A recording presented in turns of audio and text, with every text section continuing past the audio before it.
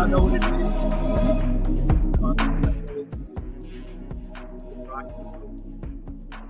know how we go. So we're gonna do it a little bit different. We got the special guests. We got the we got Chop. We got Sticks. We got Rain. Of course, I'm over here. Y'all know what we're doing. But we're gonna do some introductions today. Starting off, bring in Asian person, also known as Dipsy. We'll do a quick 15 to 45-second introductions, just saying hello and welcome. How's it going, Dennis?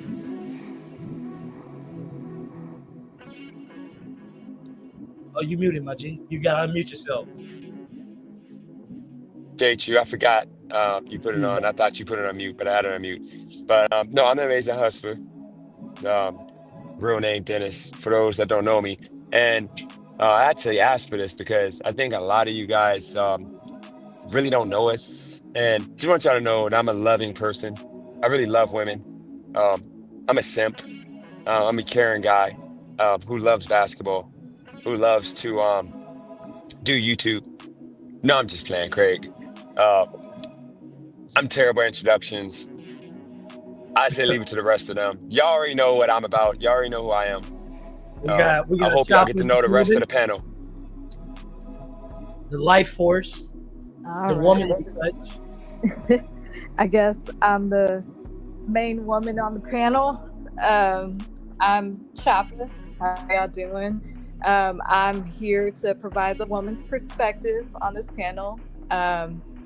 Yeah, you know, if I got something to say, I'll say it with my chest, and yeah, I'll just leave it at that, whether y'all agree with me or not. Yes, sir. Introducing into the building as well, we got our man Sticks. Sticks, I ain't got shit to say. I'm Sticks. I'm in this bitch. We did. Last but not least, we got Raymond the Kid. You got me at a bad time. I was kind of eating. What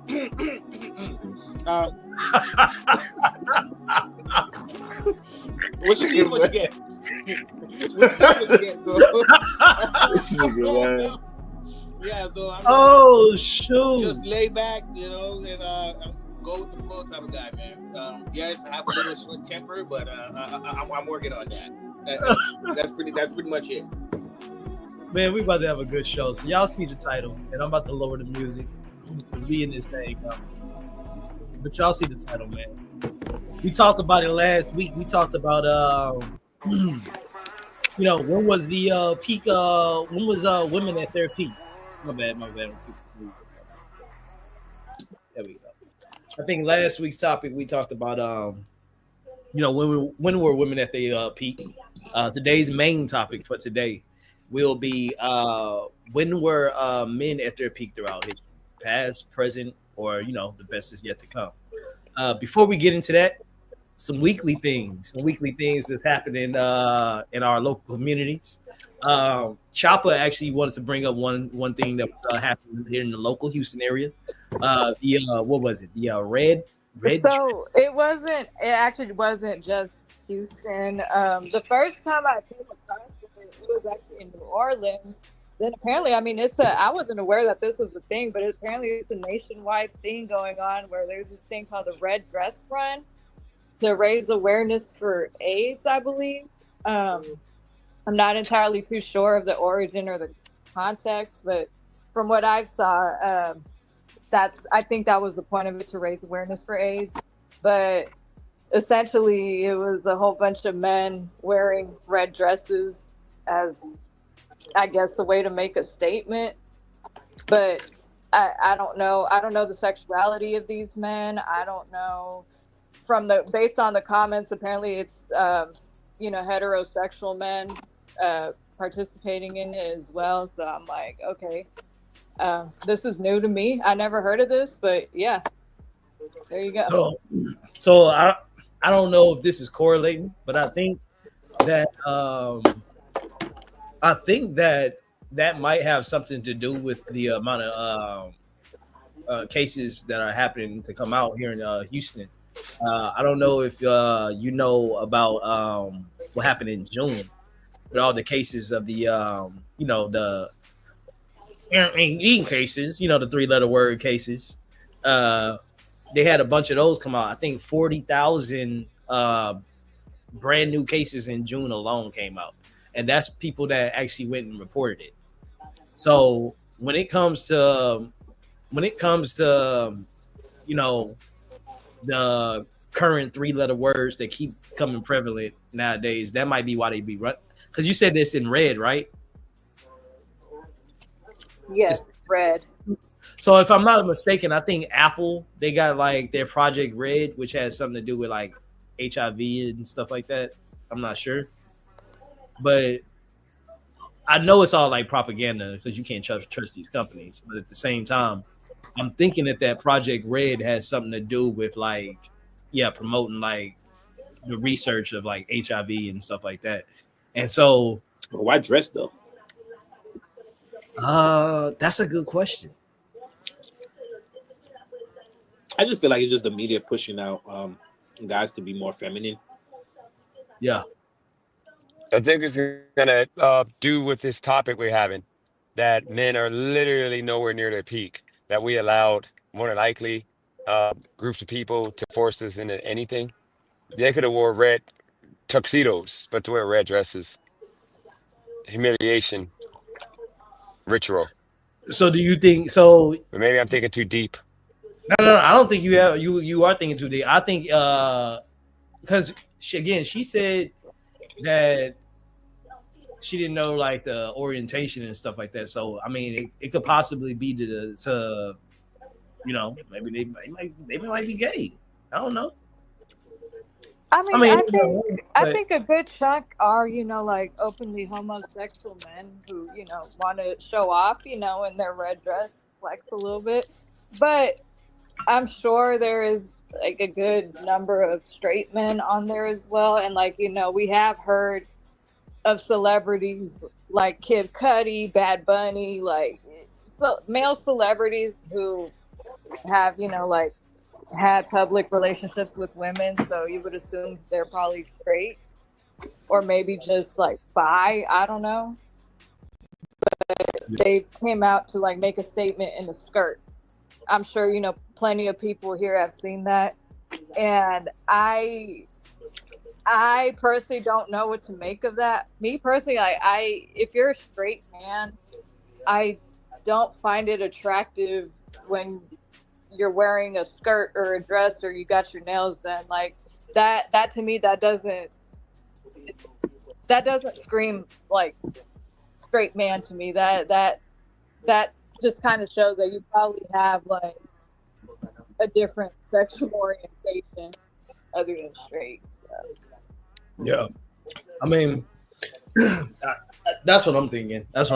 So, and I'm thinking that because of all the cases that's recently came out here in Houston, I'm thinking that has a lot to do with it too, because if you know anything about, I don't know how it is in other cities, but here in Houston, it's open when it comes to people having intercourse and stuff like that.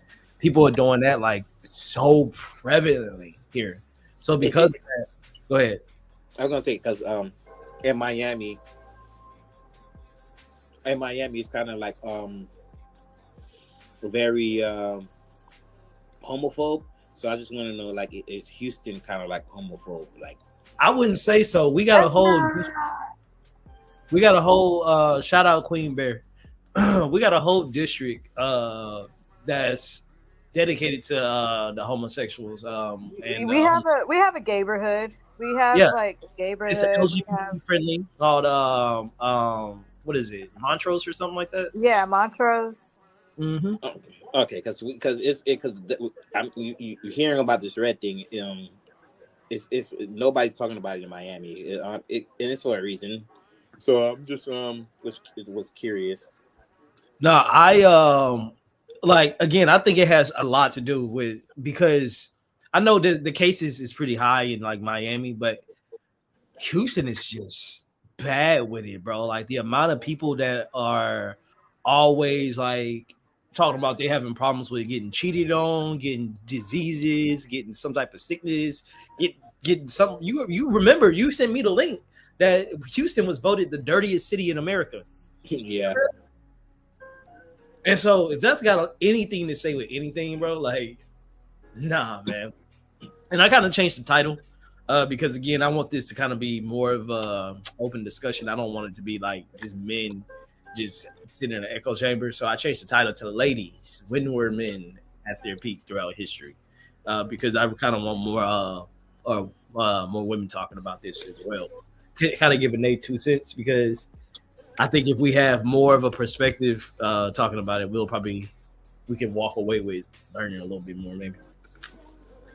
But it's funny because I think that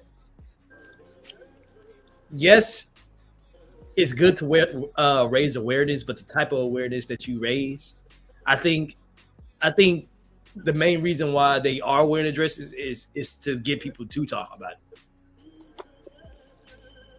I think it's kind of like low key, like a good. If you look at it in the sense of like trolling, I think it's like a good little tactic of trolling. Yeah, kind of like Young Thug with that Yes. album. Yes. So Yes.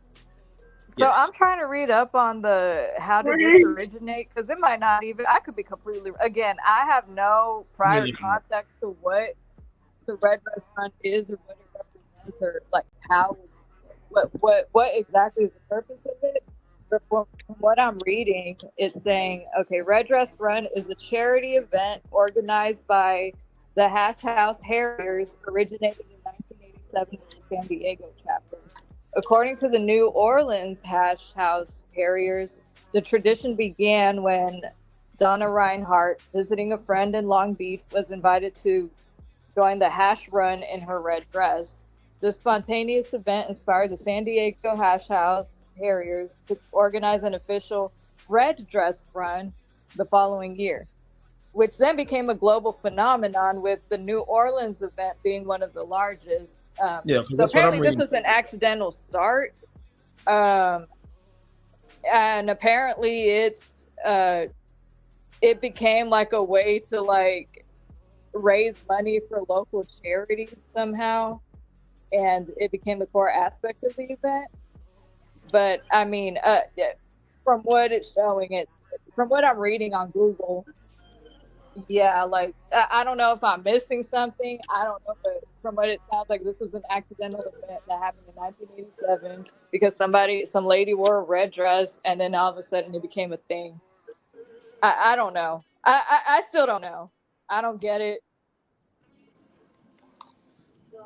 I mean, let me see. I don't know how this ended up being a male thing, like where men are wearing red dresses. Like, I have no idea. Like, again, I have no idea what the context is. I'm so confused. Let me see. But I saw a video on Instagram where it was in New Orleans, and it was a whole bunch of dudes wearing red dresses. Oh, I mean, well, that's New Orleans. That's the. The New Orleans. No, Houston too, apparently.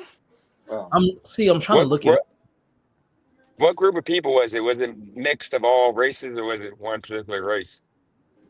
In the New Orleans one, it was black. From what I see, yeah, it was primarily black people. I mean, What about black Houston? men. I see. I see more white men in the Houston footage. Oh, so I think it's just. I don't even think it has anything to do with. It might not even have anything to do with AIDS. Yeah, it doesn't. Yeah, So it doesn't. I thought, I don't know, I read a comment or something that said it had to do with AIDS, so I just took that and ran with it. But I guess I'm mistaken. I have no idea. Like, if It might have anybody, been. Right, I'm sorry. if anybody can shed light on it, shoot, feel free to like hit the comments, because I have no idea. I'm confused. No, It might have been a bunch of women to like. I knew it. That's what a bunch of basis. a bunch of women cucking their men out to make them wear dresses. I think it started off as a charity event, and it kind of like, it's kind of like how people change words into a bunch of other things that they don't necessarily start off meaning, and now the word now means something else. I think it's even with a charity event, would you as a man allow your wife Would your wife respect you putting on a dress for a charity I mean, for in me, public? I don't think she would respect it, but also myself, I would. I think there's other ways to give to charity. I don't necessarily That's have the to. point.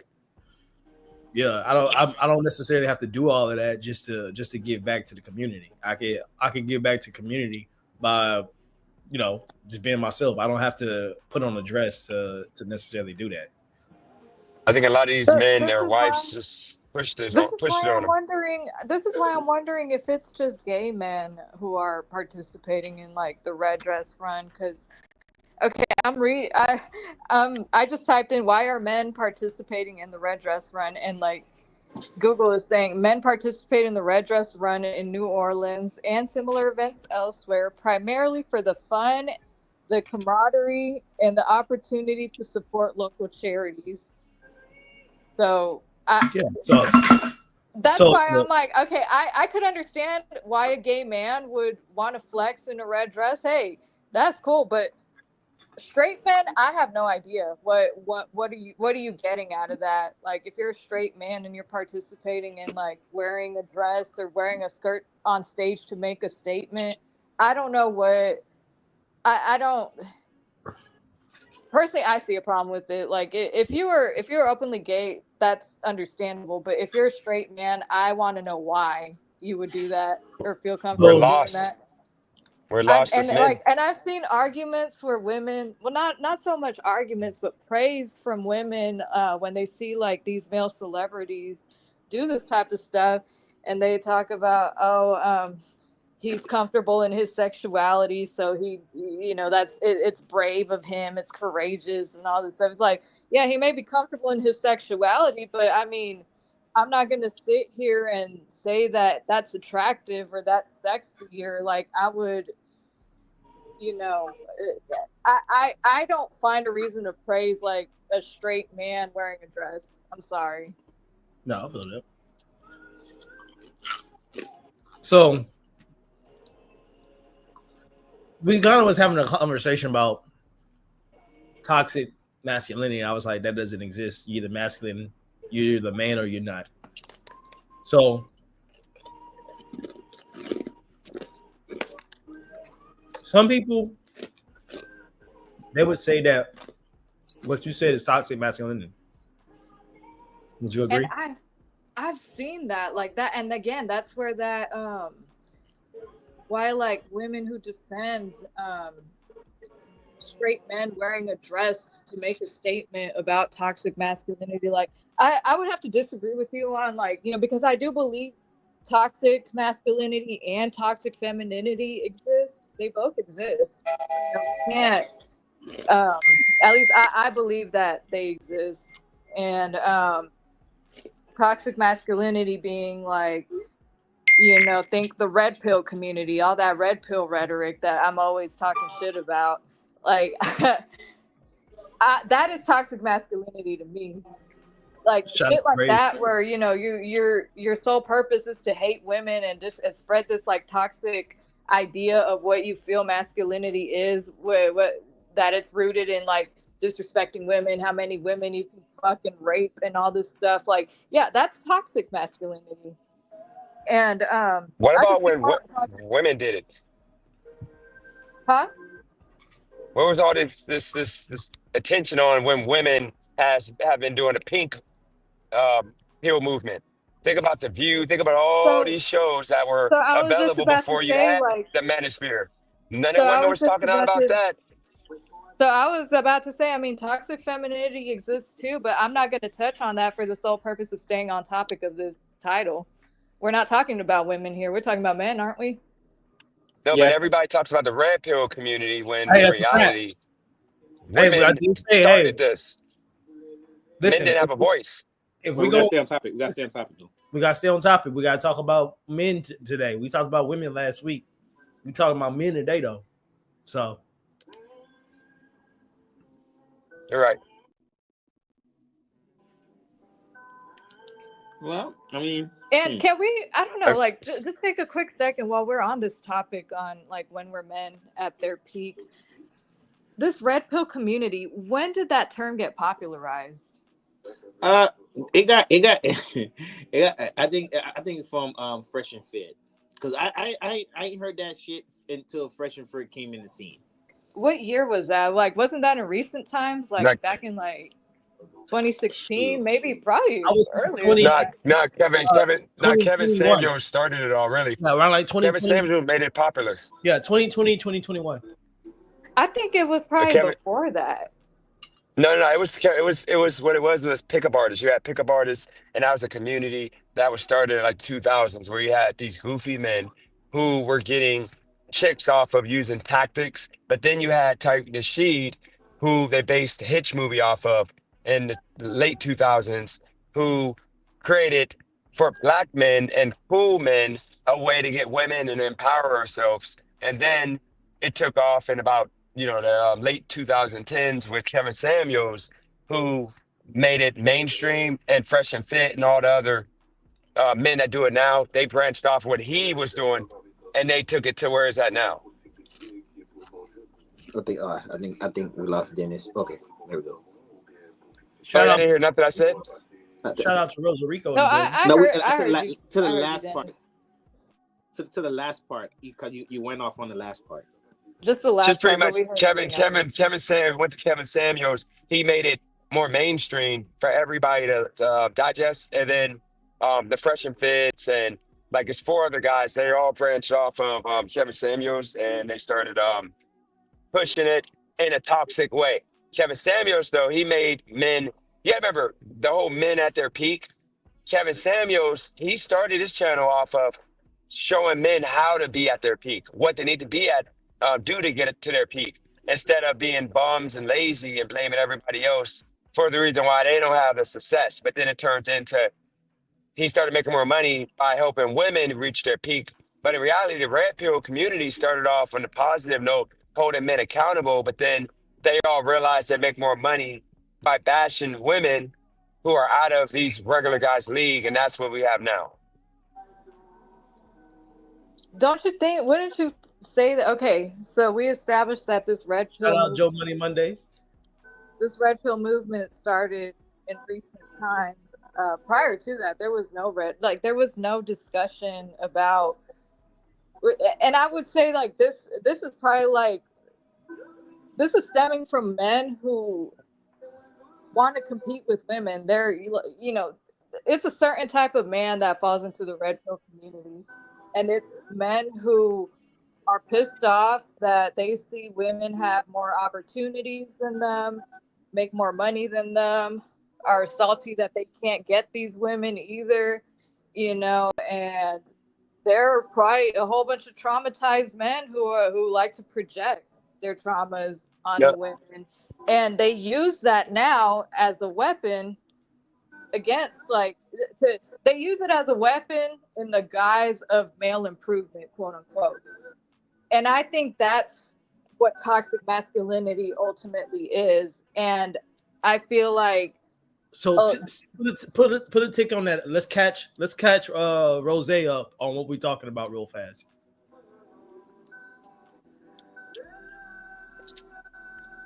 First off, shout out to you, Rose. Can you hear us? What up? Good afternoon. You know what I'm saying? Keeping it H-Town over here. But yeah, no, what's going on? I just entered the loop. Yeah. Hey, what up? What up? This is Dennis from Hudson Avenue, on my dead homie, rolling 60s. Bang bang. Yo, Danny, I need you to chill, dude. I need you to chill. I'm just saying. Don't come I'm at just me, saying. man. We're banging right Dennis, now. I'm don't just ever throw them banging. gang signs. I'm just banging. Dennis, don't ever throw them gang signs in He Los just Angeles. he please, thugging, dog. man. He I don't thugging. want It's you all to good. get killed. I'm in They'll Wilmington. get you when you go back to Cali. They'll get you when you go back to Cali. Nah, those freaking idiots, low IQ people, gang members, ain't about to get me because I ain't gonna be nowhere around them. I'm gonna be with the white folks and the good Hispanic people. Period. So you can't be saying shit if you're not gonna go to the hood though. I'm just saying. Why would I? Why That's all I'm saying. That's all I'm saying. would I go with why would I go where the savages at that'll kill me because I'm from a block But I that feel I like didn't have no I got it. choice to because be born I at. My really mom wanted decided to to do sleep with like a a whole gang documentary member. of me actually seeing if I could go in Los Angeles and go to the deepest hoods and see what's gonna be the outcome. Even though I know what's gonna be the outcome, I just wanted to do it. Hey, so Brazy, what is MGTOW? What's MGTOW? Does anybody know what MGTOW is? I don't know what What? MGTOW is. What's MGTOW? MGTOW's the bubble gum. I don't know. She said MGTOW. MGTOW. That's But anyways, Okay, let's so get back on. Let's get back on topic. Let's get back on topic, please. No, because I So want to know if that because she Hold said on, it had let something me to do. look it up because I think that's She like said it had something to do with red pill community. That's why I say like I think it has something to do with the topic. I think see, it's an this acronym is or the, something. Oh, this is the Oh, okay. problem. men going It their is an own acronym. way. Yeah. Yeah, this is the problem. Like the topic is when were men at their peak, and this is the problem. Most women will say men were at their peaks when they had homes, they had a car, they had a good job, they were prideful, respect women, they were providers of Thank you, women, baby. all of that. They catered to women, but the problem is a lot of men grew up without fathers, and now you have the red pill community teaching men how to be men again, and women aren't happy with that because they rather men be idiots and losers who don't know how to be a man instead of allowing men to learn how to properly take care of and handle a family, which would ultimately make the women better. But the women don't want to be better because they want to be independent and they want to be a comparison of a man instead of being in their natural form, which is a woman caretaker of kids, if that makes sense. No, that does. Yeah. But listen, I'm just kind of looking deeper into what Brazy just said. Like when it says the men going their own way, and like how she said men going their own way came first, then red pill. And so it's kind of making me like think like, okay, so that's basically the first version of the red pill community. And so like I like even the term men going their own way, if I'm being honest, that sounds like some soft ass shit to say out loud. Like, if you're a man, you should be going your own way. You feel me? Exactly. And so, Yep. like, if men going their own way is the predecessor to the red pill community, it's kind of sounding a little incelish. Y'all tell me. You say what? If men go their own way? Like, cause it's like, okay, so the term men going their own way, right? Mm-hmm. That sounds redundant because if you're a man, you should be going your own way. You should be following the law. Yeah. You shouldn't be robbing, stealing, killing. You know, you're supposed to be a decent man from the city of demons. Yeah. Shut up, Craig. Niggas be scheming, niggas be shooting. Yeah. But you're still supposed to abide by the law above all of that. But I still feel like just saying men going their own way out loud sound like some pat me on the back. Like if you're a man, you're supposed to go your own way. You're supposed to create your own pathway. You're supposed to not follow the masses. You're supposed to be a free thinker. You ain't got to tell yourself that. It ain't no movement. It's ingrained. You born that way. It's in your chest. I feel like a lot of men these days they need another man to guide them now, man. That's the sad thing, man. Yeah, exactly. Well, I think that's more of a societal thing. That's because men are coming from single households. They're coming from single parent households where normally the predominant leader of the household is the mother.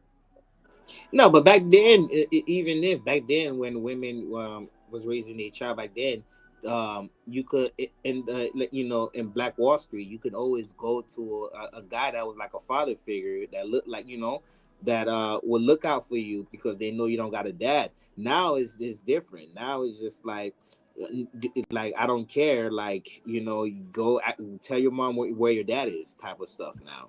Yeah. Hey, shout out to the rebrand from T-Bone, by the way.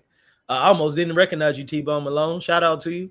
But T-Bone says fresh and fit, Rolo Tomasi, Kevin Samuels, all get zero poom pooms unless they paid for it. That's not true. But here's the situation, though. Keep this in mind. If you have Lil Tay, for example, who made $1 million overnight on OnlyFans, if she had a choice to go be with a guy who's 23 years old, who have created a successful business that's making, let's say, 400,000 a year, successful man, you're gonna treat her respectfully, proper, give her everything she wants. All he wants is a family. He wants her to have kids. and she wants kids anyway, she would say no and put her body out there at 18 for $1 million because she'd rather be independent because this is the movement that was created. Instead of her relying on a man, which is a lot of men that would be good, great for her, to her, she'd rather make her own money. And that's what we're fighting right now with the whole Well, red pill community. no, I don't think. Well, here's the thing. So you're saying that you're fighting women's like freedom to pursue an education and pursue their ambitions. Is that what you're fighting? No, I'm just confused by I what you said mean only. by like. No, I said I guess I OnlyFans. want some clarity on what you mean by, or what's problematic about, because what it sounds like, what it comes off as is, it sounds like you are unhappy with the idea that women are pursuing educations and chasing ambitions. And I don't know, like, you find that to be a bad thing. I mean, what if, like, I mean, where nobody's really, I personally truly believe like your sole purpose on earth is not like to find a person to settle down with. I don't believe that, because that just promotes codependency, and this could go for either gender. So like, you know, you saying that like you're mad now because women are not out here choosing like becoming a wife to be the purpose of their life. Instead, they're chasing their dreams and they're following their ambitions and what they're passionate about. You find that to be problematic? I guess I Okay. just want a little clarity on that. Like, what do you mean?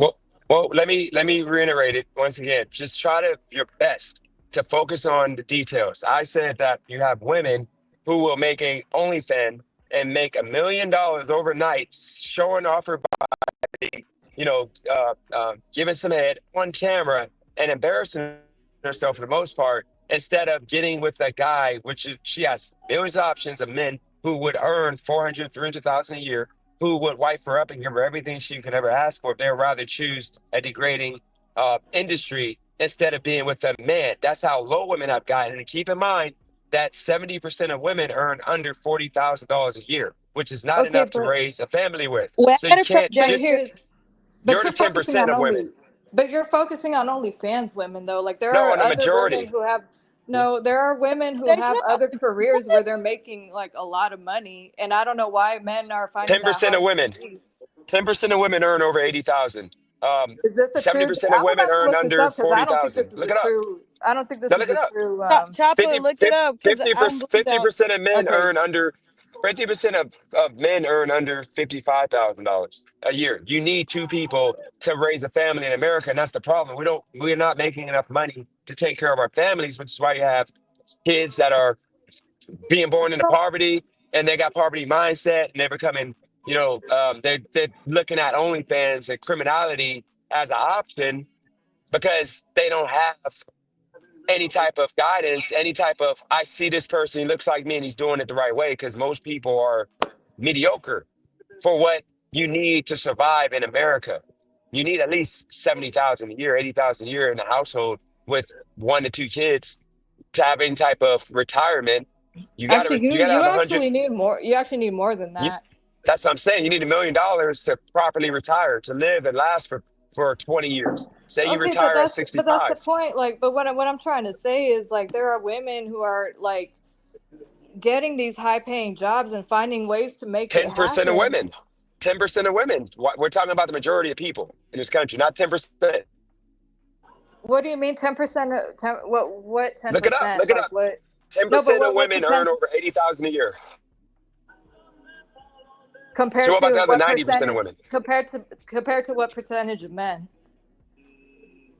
Same Because thing with your men. argument, here's the thing, you're arguing that or I don't know, correct me if I'm wrong, but what it sounds like is your argument is based on women out earning men, right? No, If you that's the don't. case, okay, Men 10% earn of women, 7,000 more a year on what? average.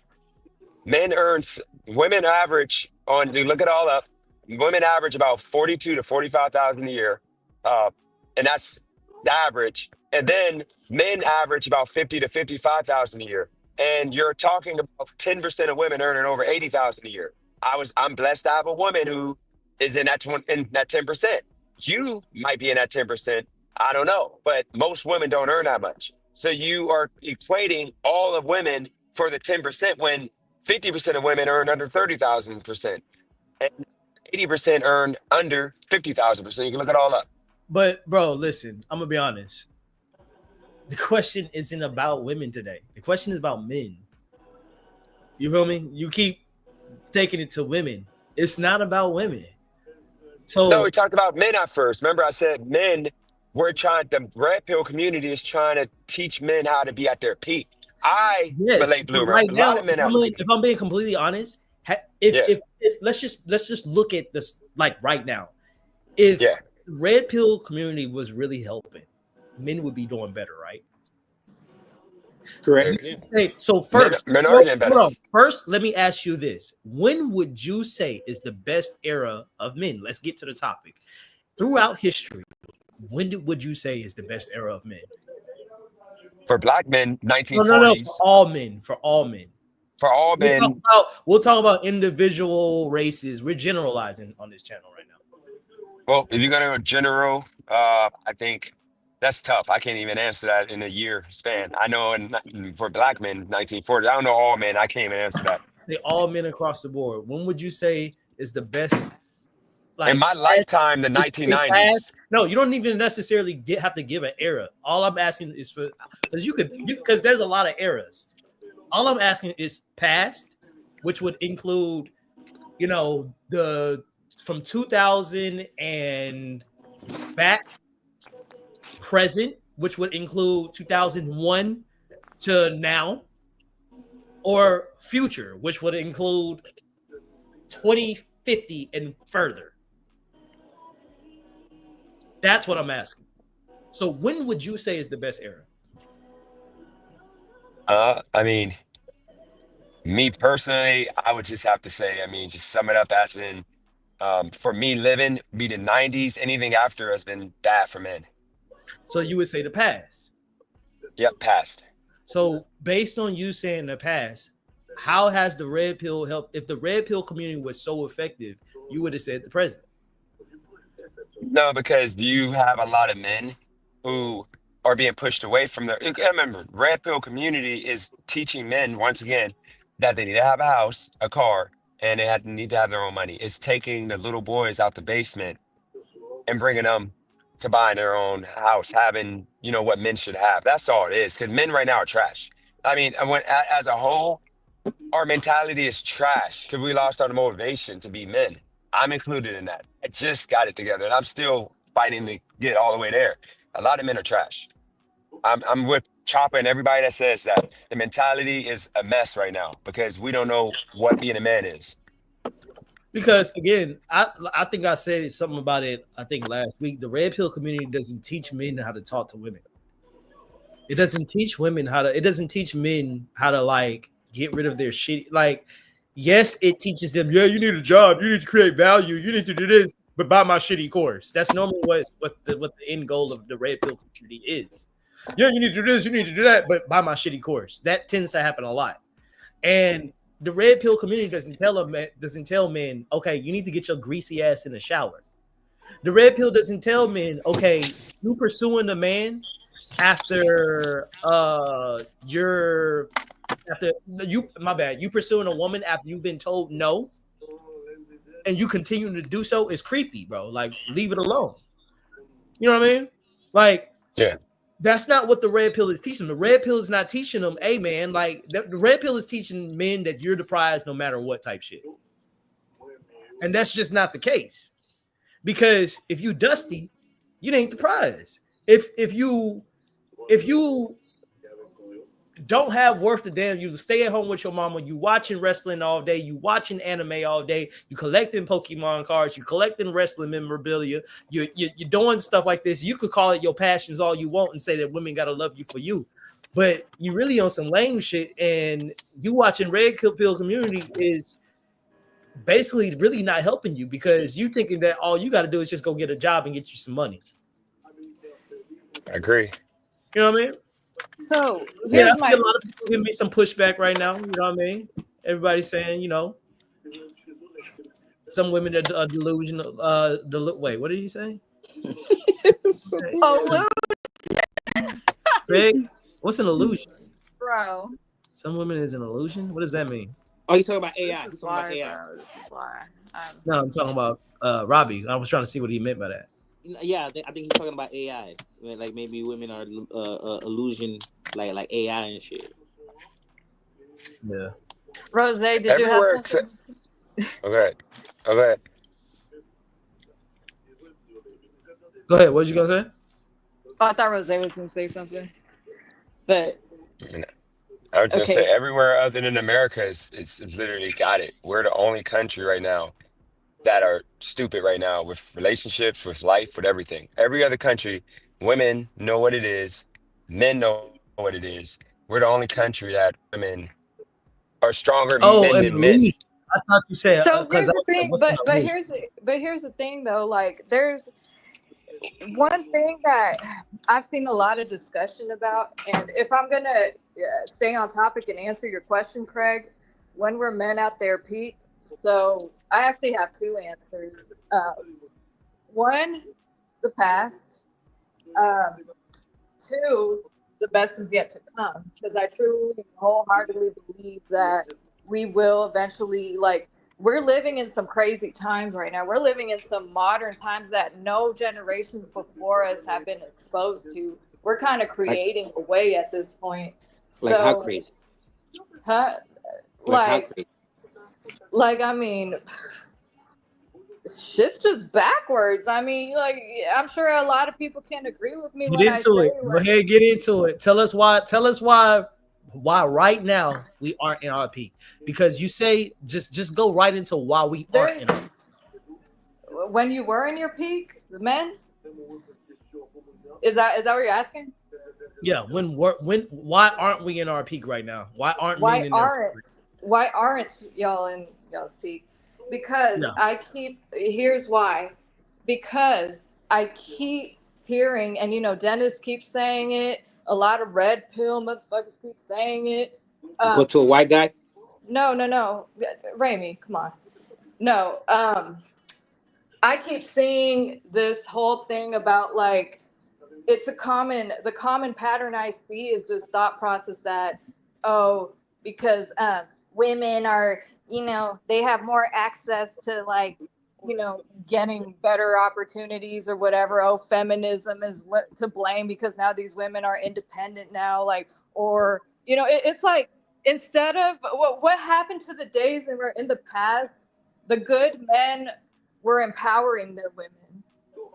If y'all knew if they knew how to lead back then, they would lead their woman to be better, right? Isn't that the whole like point of men being at their peak?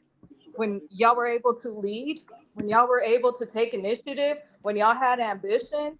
But now y'all are using feminism as an excuse to be lazy, an excuse to be not shit, an excuse to be intimidated or whatever the case. It's a fucking excuse because no real man is gonna blame feminism for Hey, feminism fucked up their a lot of lack of no real man is gonna sit here and say, oh, this woman is making more money than me, that means I don't gotta do shit. Like, no, a real man is gonna say, okay, how do I make it happen so that I'm at up there with her, or how am I gonna make this happen so that I can be able to provide for a family one day? How can I make this happen? Like, where No, are you the ambitious men? And to be honest, I mean, I know there are ambitious men because I've been exposed to this like 10% or whatever percentage y'all say these men are, that it's like not very many. Okay, statistically it's not very many, but that speaks volumes on the majority, doesn't it? No, you're right. You're right about it, your whole thesis. So the way I see it is this. Like I kind of agree with a lot of things you said. Like the past was good because we actually like, especially and kind of like getting into what Dennis was talking about. Like within certain races, there are a little bit nuanced, a little bit more nuanced shit, right? We're coming from the black community. I can honestly say, in the past, like especially in like the 40s, the 50s, going up to the 60s and shit like that, black men wasn't killing people and wasn't killing each other as prevalent as they do now. We had a little bit more respect for our elders. We had more respect for our parents. We actually had a parental structure in the household. You know what I mean? So there was a lot more going for us as a community for men. I'm sorry, TVL, but you're not getting on my channel, bro.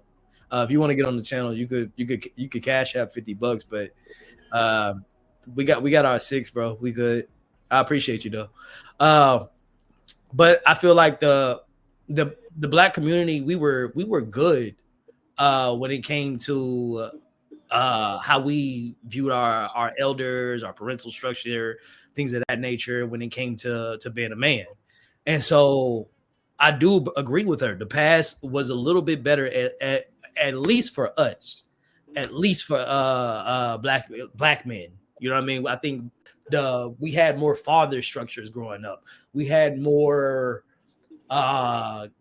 just guidance in our community. Yeah, way more guidance. But somebody, yeah, no, I agree with everything Chopper said.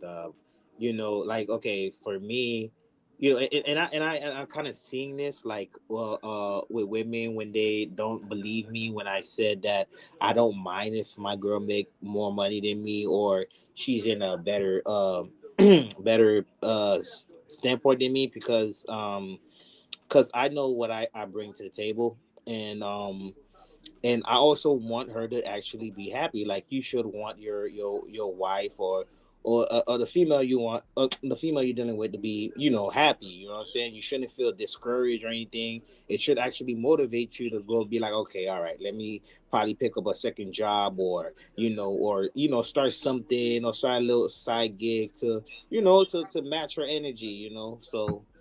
You know what I'm saying? I think if two mindsets work like that, it'll be a happy marriage and a happy dating life. But unfortunately, guys these days, they just want to argue and and if, like, the woman is the breadwinner, they're gonna abuse that. So I do agree with Chopper on that state point.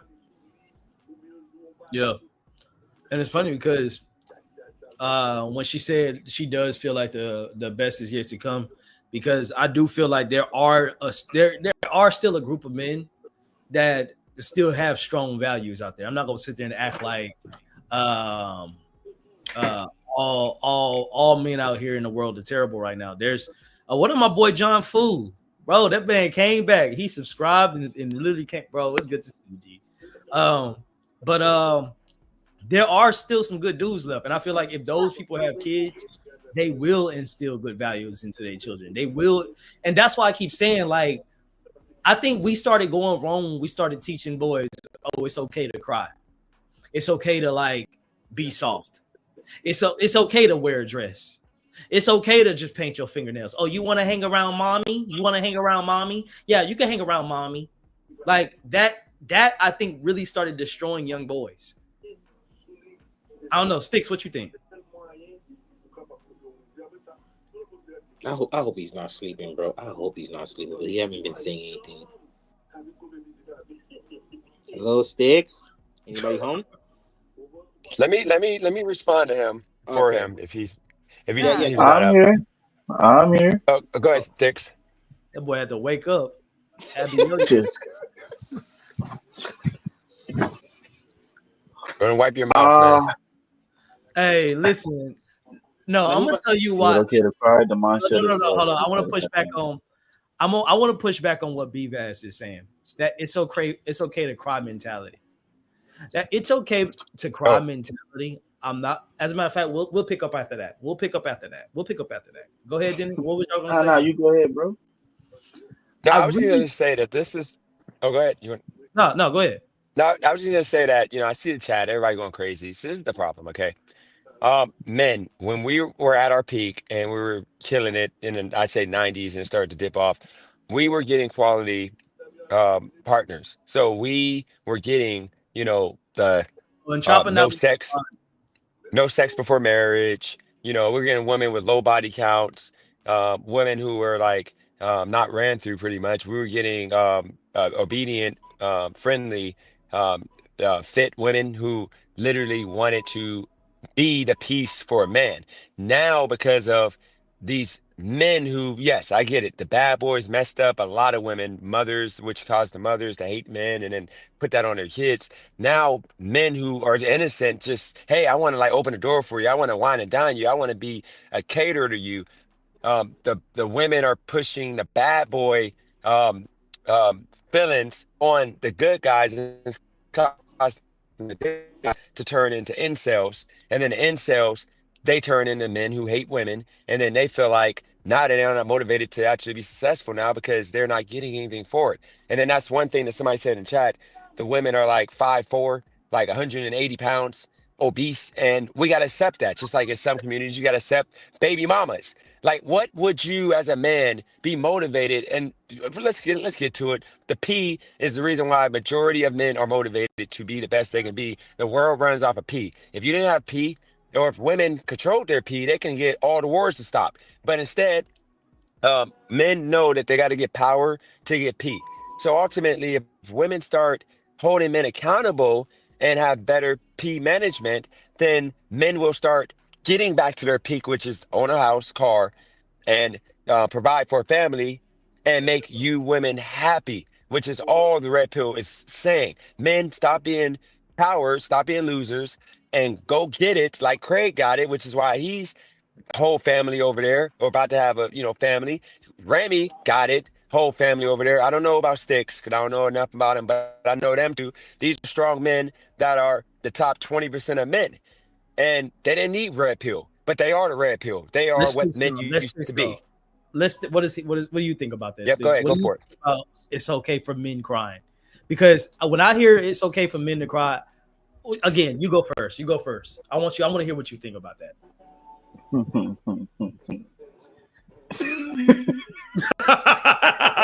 I'm asking you because I already, bro. You go first. You don't know my response. I'm laughing at something else. No, but still, bro, you go first, Somebody in the chat said bottom G, and that's crazy. Y'all need bro. therapy. You go Um, first, bro. Listen, is it okay for men to cry? My short answer is what yes. context? Now, that's where I was going to That's go. that exactly. That's what I mean. Yeah, Like, yeah, yeah. what's your answer? Like, because I already knew it. Hold Like, on, let me cook. in what Let me cook. context, bro? I got my chef hat on, boss. I'm about to cook. I'm about to cook. I I'm hope about to so. I hope cook. it tastes good, bro. Nah, whoa. Hey, No, no, no, yo. not like that. No, like not like. Because it's okay to cry is why our society is where it's at right now.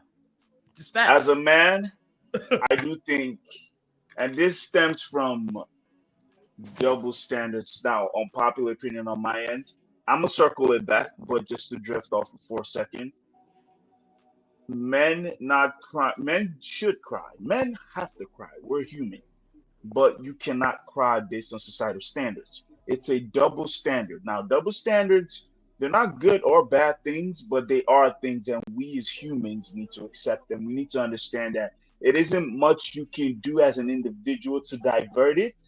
In a general sense, the best you can do is combat it in your social circles. So in your small groups, your family, your friends. But as far as trying to like go out to a public a venue or a place and think you're gonna combat double standards, that's crazy to me. Now, how does that affect?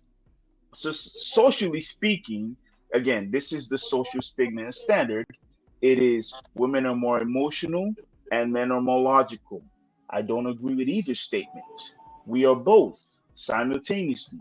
But because of that stigma, you as a guy, you need to understand, regardless of whatever circumstance you're undergoing, you can't be openly emotional. And it's not necessarily, and I'm not saying this as a guy to say, oh, boys, hold your emotions in and cry and let it eat you out and then you die. No, I'm saying that to say, honestly, it's for your protection as a guy, because the moment you start overreacting or expressing that much emotions in public settings, I want you to know your stock as a man diminishes. You need to pick and choose who and where you express these things Nice. and vent these things. You can't just you can't just cry as a nigga. You can, but just know it comes with consequences. Just like as a woman, you can be as promiscuous as you want. It comes with consequences. Is it right? Is it wrong? That's up to personal preference. But socially speaking, society's made this decision is basically where I'm going with this. You as an individual need to know what works for you and what works against you. You can't beat status quo. If you as a guy want to go outside and cry and shed all these tears, just know what that means for you as a guy. Just know what that means for you. I think if you're gonna cry as a guy, because again, you're human, it's things that hit you. Your mom, your dad, your friends dying. These things will get you. You feel me? Yes. They will. So, Hard times, man. so You in a Frank, situation where you can't pay no bills, it's gonna get you, bro. So Mhm. if you're in a situation where you got to pick and choose, you can't vent or cry to anybody.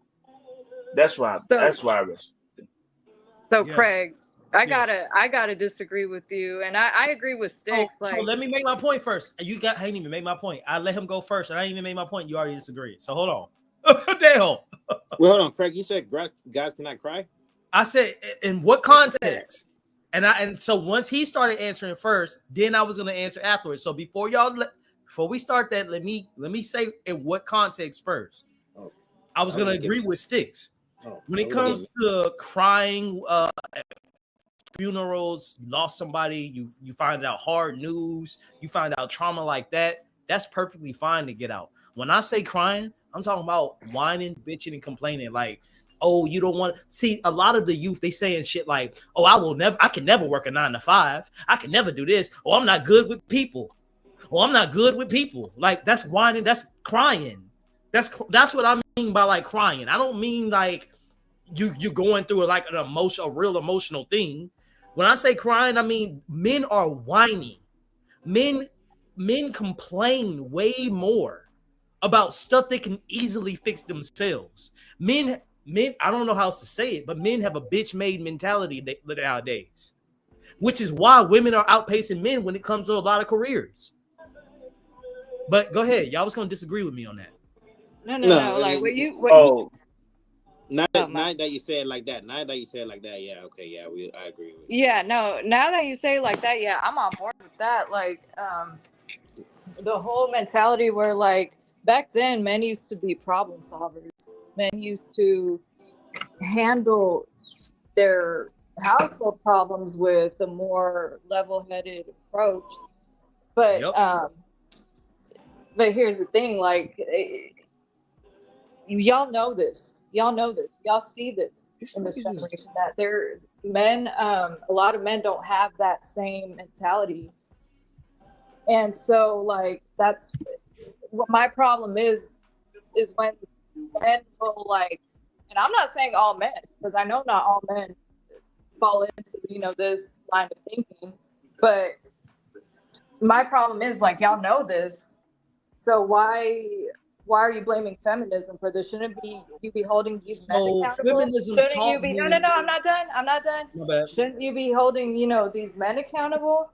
And to further touch on that, like, um, I was going to disagree with you at first when you said like when men started crying. Another thing I wanted to point out really quick. So back then, men had no problem being vulnerable. They had no problem expressing to a woman how they felt about them. Yeah, they They expressed had it with no a nice right problem. look to No, the no, no, no, face. Men back then were also no, terrible at the no, same time. Craig. I'm not In the talking about same breath. abusive. I'm not talking about the demographic of abusive men. I'm talking about in general, like good men who were more prevalent back in the day. They expressed how they felt about their women. They expressed how they felt in a healthy way, and they solved problems in a logical manner that doesn't involve like whining and complaining. But now, um, my pushback to why I disagreed with you at first, but by the way you framed it, you're saying like men aren't allowed to cry and this and that. But men who like hold their emotions in and don't let them out, they grow up to be men who are emotionally unavailable. They grow that, and we have a huge pool of emotionally unavailable men. I don't think the women back in the day really had that problem because men were courageous enough to pursue. Men were courageous enough to express to a woman how he felt. men actually found solutions to their problems. Now, men are just finding excuses and projecting trauma or becoming emotionally unavailable and not knowing how to lead, and then finding feminism as the blame for it. And it's like, no, I blame. feminism So is a when I blame result. feminism, I blame Feminism New is a Age. Hold on, result of let it cook. Let this. it cook, boss. Let it cook. I have a rebuttal for that part, but let it cook. Finish Yeah, what you got mine to is say. new. When I say feminism, I'm talking about New Age feminism. I'm not talking about right to vote, right to not get hit on, right to not get beat on, right to control your body. I'm not talking about that. I'm talking about today's like hypersexualized. It's okay to be a soft ass dude, but yet now in the That same has breath, nothing to do with feminism. that You're is talking about that soft has a ass lot of it dudes. does have a part to do with it. I don't agree with that, but you go off. All I'm saying, like the point I'm gonna leave is, yeah, the reason why I feel like men are not at their peak right now, and they were back then, is because of those reasons that I mentioned previously. Now, why I feel like they're the best is yet to come is because, like, I didn't really get to finish my point last time, but what I was trying to get at is right now we are living in some crazy times. And but what I mean by crazy times is like, yeah, shit's backwards.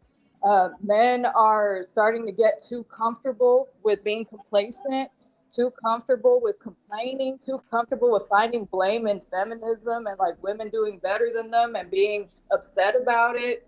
Uh, yes, men have regressed tremendously, and so have women. I'm not going to just say it's just men, but I feel like, women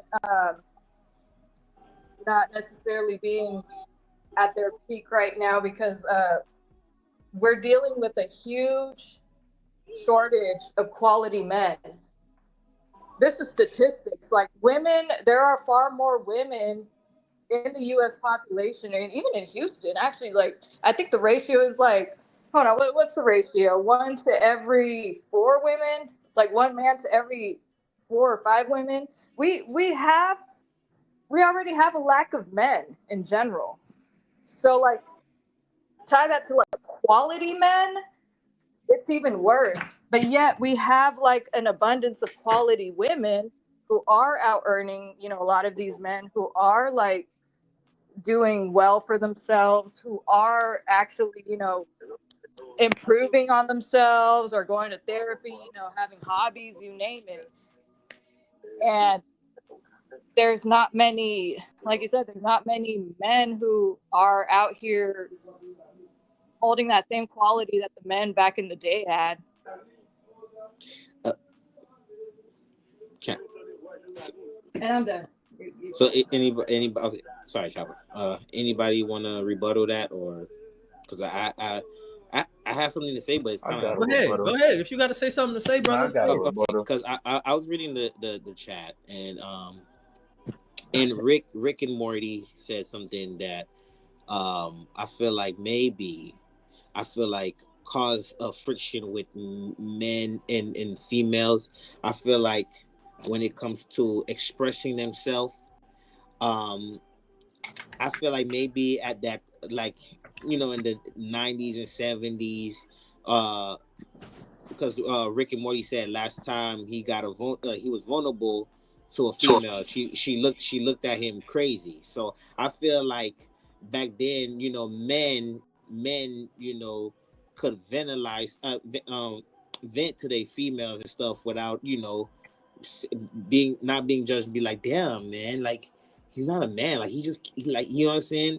So I just feel like, and I do peep that, even with my experience with female, like when I do be venting with stuff, like I be like, damn man, like, like they kind of not take it serious, or they just be like, oh, you be all right. Like I just feel like, should men even vent to their females or vent to their homeboys? Because then I feel like that's why men kind of put they homeboys in a higher pedestal than the female that they dealing with. Which is sad. Also, it's not necessarily that it's sad. This goes back to like the social structure of shit. It's not that women are not equipped to help or be around men. Is that it's not something women are initially taught. Like as a woman, that's something you're gonna go out of your way to learn how to accommodate in your relationship dynamic. That's not something society's going to teach you. That's not something your friends or your family or your teachers are going to teach. Just like there are a lot of things, guys, we've been socially conditioned to do that we need to go out of our way to unlearn to make space to be more accepting for our partners, our wives, our girlfriends, our women in our lives. Because, the general way of processing that or the socially acceptable way of processing it isn't necessarily the best way of processing it. So I'll give you an example with what Rainy has said, or the examples in the chat where people say like the death of a family member is a valid excuse to cry. For most women, it's a lifetime pass. For guys, there's a limited time frame for which you can cry for a dead family member. Anything past 3, 4 months, now they're looking at you like, my nigga, you soft. Your mom's died 2 years ago and you crying. Like if you cried about that to your girlfriend, no bullshit, you might get some flack. She might look at you different. Now I know it's not every woman. I get that because believe it or not, people are emotionally mature and they've learned, they've grown, they've evolved. But there's still a vast majority of people who don't know how to, like, when women say shit like I need a man who cries. The thing I realize when people make these generic statements is they don't like to impute the part about that statement that includes I want you to express this emotion or this affection in a way that I will tolerate it, in a way that I will accept it. A woman's version of a man expressing emotion is usually the stoic, one tear down the face on some what I like to call the real nigga tear. You feel me? You don't really cry, you don't really do anything, you just one real nigga tear down the face and you move on with your life and thug through it. And it's like, no, sometimes, bro, you really gotta cry about some shit. Really gotta want to just punch the wall on some shit like because you really going through. I'll give you another example. I got a homeboy going through some financial shit. He tells his girl, she says, you know what, babe, let's go out. They go out. She gives this nigga the bill. How does that work? I just told you I'm going through financial struggle. This That's bitch got wild, bitch had bro. my boy inside. That nigga, That's nigga fuck. really looked at her and No. he didn't Oh yeah. cry, but his voice was mad shaky. Like he was really, I could feel it. I'm like, damn, bro.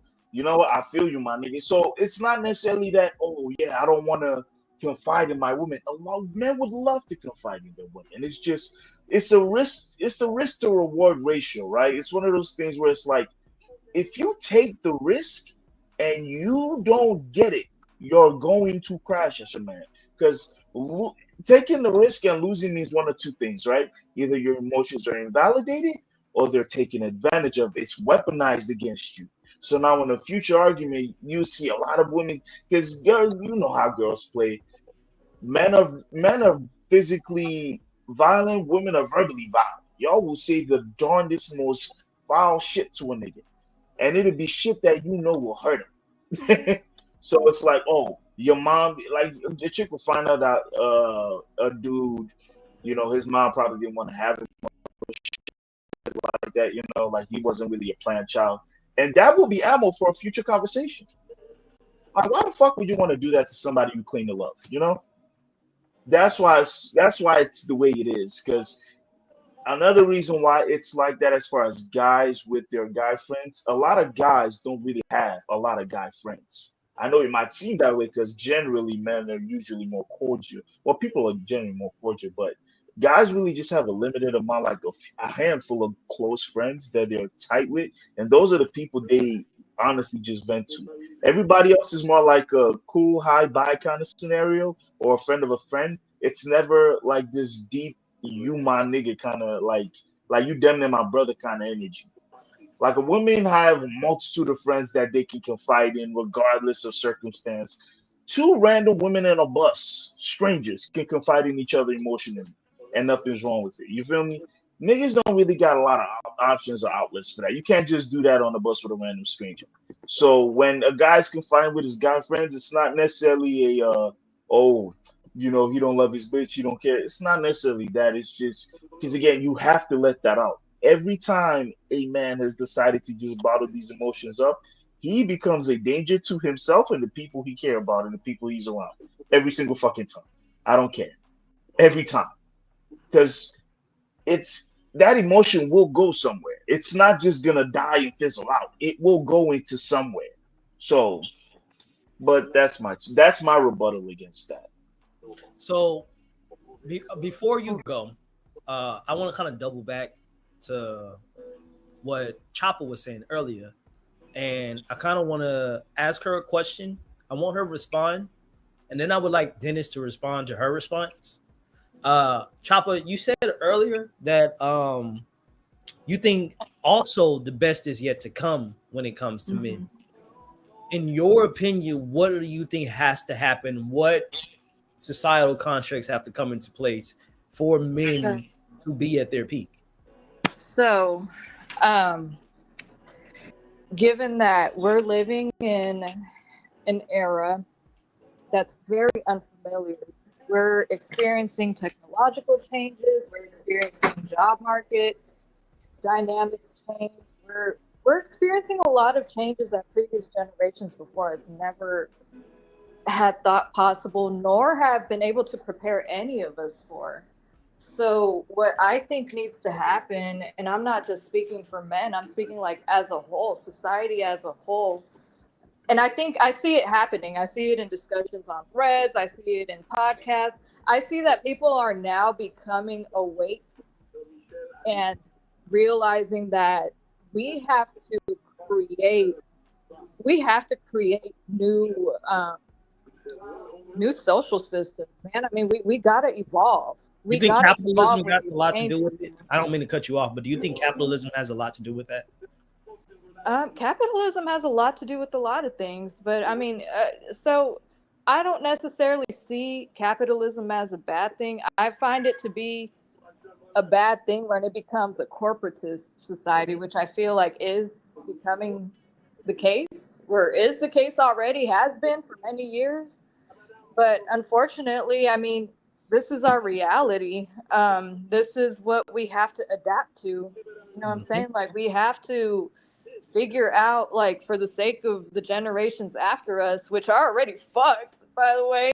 I'm not going to go too much into detail on how I feel about the younger generations, but I do feel like it starts with us. Like, we have to learn how to create our way and adapt.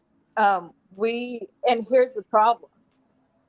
What I wanted, and this actually ties into like what I was going to respond to Sticks, or rather add on. So I hear a lot, and I see it in the comments too. The way that some of these comments are talking about, um, oh, uh, hold on, there was a comment that caught my eye.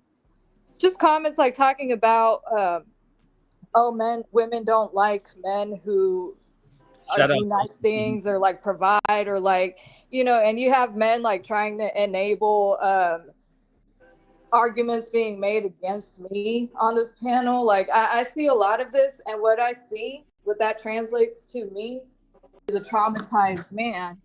And what I'm hearing a lot of is, these traumatized men become traumatized. They allow their traumas from relationships with the wrong women to dictate how they view and treat women moving forward. And that's not a good thing. Like, I feel like as a society, we have to, and I speak on this a lot, I've spoken this on my last one. Women and men both have to become aware of the traumas that we are perpetuating on each other. That's the problem. We're regressing as a society because people are too traumatized, and they're projecting, they're just allowing traumas to enable negative patterns in our society. We're teaching young men and young women the wrong things because we're coming from a place of trauma, rather than acknowledging that trauma, work on it. Okay, like, you got to ask yourself, okay, well, if this type of woman doesn't like me, providing, I'm not going to let that, you know, sabotage my future with a good woman.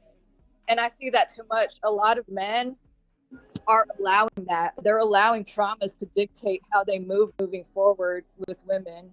Now you see men at a way higher percentage not wanting marriage or kids, and vice versa with women. You see women in the same exact percentage. 40 to 45% of men to 40 to 45% of women now are choosing to not be married and not have children. because they're too traumatized and too stubborn to move past that trauma and work on a better future to attract a better partner. And I ultimately think that's what needs to happen. We need to start acknowledging that, like, we're all traumatized. We're probably the most traumatized generation because we've experienced. I'm not gonna say that. I'm sure generations before us experienced far more trauma, but we experienced a lot more changes. We've seen like literal technological changes that we would have never like thought possible. Yeah. And we're seeing a lot of shit. We're experiencing, you know, a president who is saying all kinds of outlandish shit that like wouldn't have slid back in the day. Like we're seeing like some crazy shit right now happen. So let's kind of narrow it down a little bit. So you're basically saying a lot of things have to come into play. Marriage is one of the things that you say is a big one that would have to happen. I'm not saying like marriage necessarily. I'm saying like the value people place on marriage, like it's changed now because now we're try to keep it 2 minutes because I'm gonna have Dennis go, and then after that I'm gonna have OCPD go. Okay. Well, going back to when I mentioned the percentages of men and women who are choosing to stay unmarried and not have children, so we have to acknowledge that this is our reality. We're living in times where people became hyper independent, both men and women. So I feel like I already mentioned in previous streams that hyper independence comes from a trauma response. So what I'm saying is, like we need to address how our values currently as a whole, which involves, you know, how you value marriage, how you value partnership, how you value love, how you value finances, success, whatever your values are, your principles, your character, how you value where do your morals stand, like all those need to be reevaluated, and I would even go as far to say restructured by addressing your traumas and healing. Like we're such a traumatized generation that like people are not doing the inner work to become better.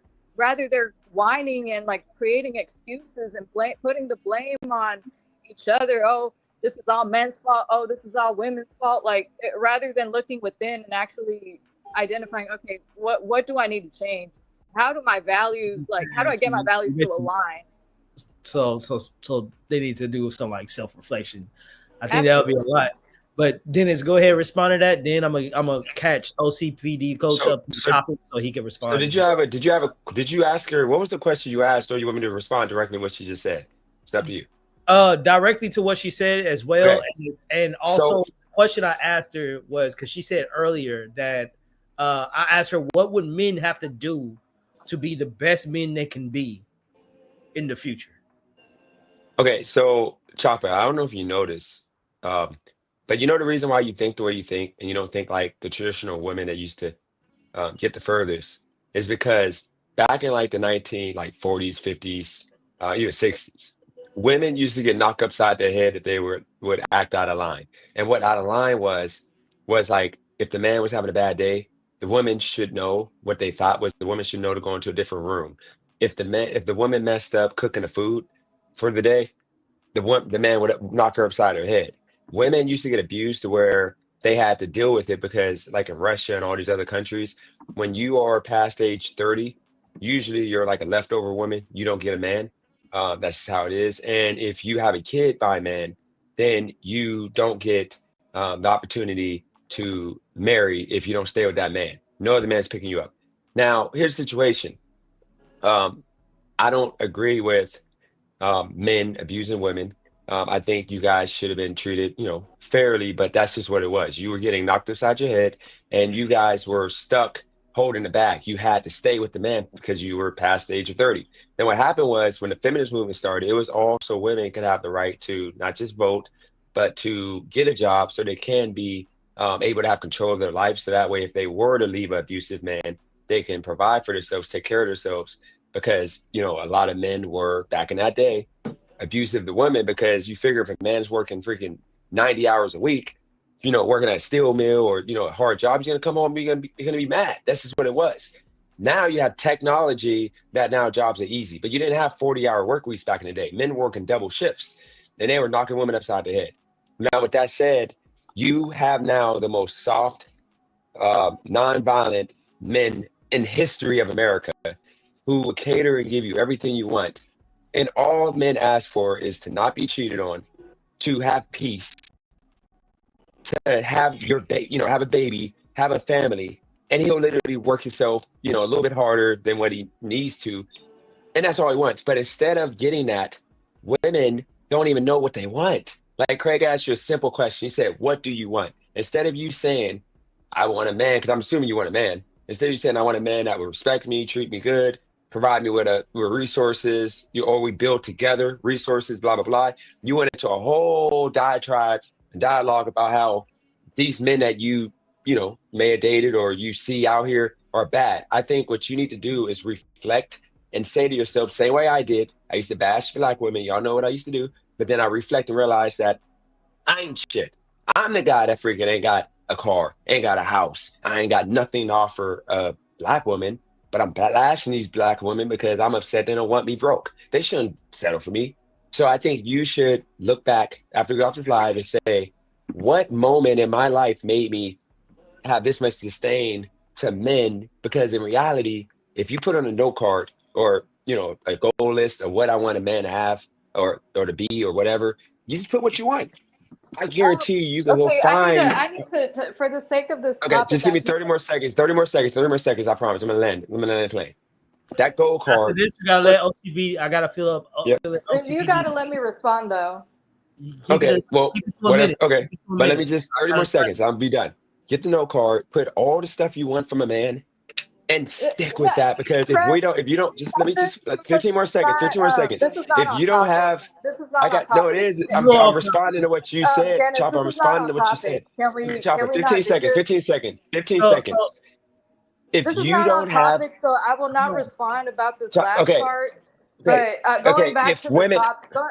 Okay, if women don't have kids by men, which is what's happening in America, society fails. You don't have nobody to replace the workforce that is retiring right now. That's the whole point of needing reproduction. If you don't have two people to do it, you're screwed as a society. That's all I'm saying. No, you went on a whole tangent about my personal. No, it was nothing personal. I said women. I never said personal. I said women. I gotta stop you right there. I will not entertain that last part. But I will respond to your the first couple of things you said that I don't agree with. Okay, so the way you framed your conversation initially, it came off. Okay, it came off as you are on board with the idea that women were getting knocked outside the head and this Come on, bro. So that's what it came off. I've never hit a woman in my life. Okay, Craig knows I don't rock that. Hold on. Okay, so all right, so then I didn't say you did, but I'm saying the way you framed your argument or whatever point you were trying to make, which I really don't understand the point you were trying to make, to be honest. But that first point, are you saying, I guess I just want clarity, are you saying that men are not at their peak because they're not hitting women upside their head anymore, so now women don't know how to act? Because that's what it translated to me, that was the point you were trying to make. And I don't think that has anything to do with anything that I said previously. I said women don't know what you want. That's all it is. Men, you fought for one thing, you got it. Now you don't know what you want. You keep fighting for more stuff that men are offering you. That's what I'm saying. And time. So let me introduce OCPD to the building. I want to welcome a good person to the channel. Thank you so much for pulling up. Right now, the topic is when were men at their peak throughout history? We talked a little bit about when were women at their peak throughout history last week. So we're kind of catching that same smoke from the men this week. So I asked you the same question, OCBD coach. When would you say past, present, or the best is yet to come? You could drop your opinion, and then from there, I'm gonna ask you why. Drop a little response, and then we're gonna keep it moving to the friendly little banter, because I do want to keep. I do like the back and forth. I do like what's been going on. Let's try not to get too personal, because I don't want. I do want us to respond directly to what's being said, but don't go into dating preferences and stuff like that, because dating preferences for just us isn't really a huge representation of like what people want in society at this point. So let's for the most part, I do like generalizations, but I just want to kind of set the tone. So what do you think, OCPD coach? All right, first of all, what's going on, everybody? Good evening, good afternoon, whatever time it is for you. And what's up, panel? What's up, everybody? What's going on, man? What up? So yeah, real quick. I mean, I'm gonna give you a BS answer because I don't have enough historical data to give you a real answer. But I would have to say I don't think we're in our peak right now. I would say it had to be any time when we had more of a community and more of a brotherhood. Right now, well, look, all right, you said let me answer the question first, and then you'd ask some more questions. So that's my answer. I don't think it's right now. I would probably say sometime in the 70s or 80s, but I don't have data to give you a solid answer on that. Nah, go ahead and go into, because you pretty much doing what I was going. Yeah, go ahead and go into why as well, because I was going to ask you why you feel that way. Yeah, so I'll say right now, you got a mix of a lot of stuff. One of the biggest issues right now is I don't think men are empowered. I don't think men. I think a lot of men actually feel weak for whatever the reason might be. If it's how they were raised, if it's just they haven't taken enough chances in life. I don't think we have become well-rounded men. So with that being said, I think you typically need men to teach you that. Well, where are the men that would teach us that? And then if that was the case, let's say if the men are here, are we even going to listen? So we have all of these different issues where we're not listening, we don't have certain resources, and then on top of that, we have no community. It's like we're afraid to build together. Everybody wants to build separately. Everybody wants to compete with each other, where we tearing each other down, trying to see who's all the way at the bottom, instead of trying to see how we can work together to bring each other up. And with that being said, honestly, I think we're gonna go full circle. I do. I think we're starting to get to a point now where we're starting to have more conversations that are going to help young men. I actually, at my church, I have a couple of young men who I mentored, and the stuff, you'd be surprised. These young guys just turned 18, 17, some of them. And they were telling me stuff that they said nobody had the conversation with them before. And I'm having basic conversations with these young men. I'm not even talking about super deep stuff. So I think that now we're starting to get to a point where we'll come full circle, because men are going to start wanting that knowledge.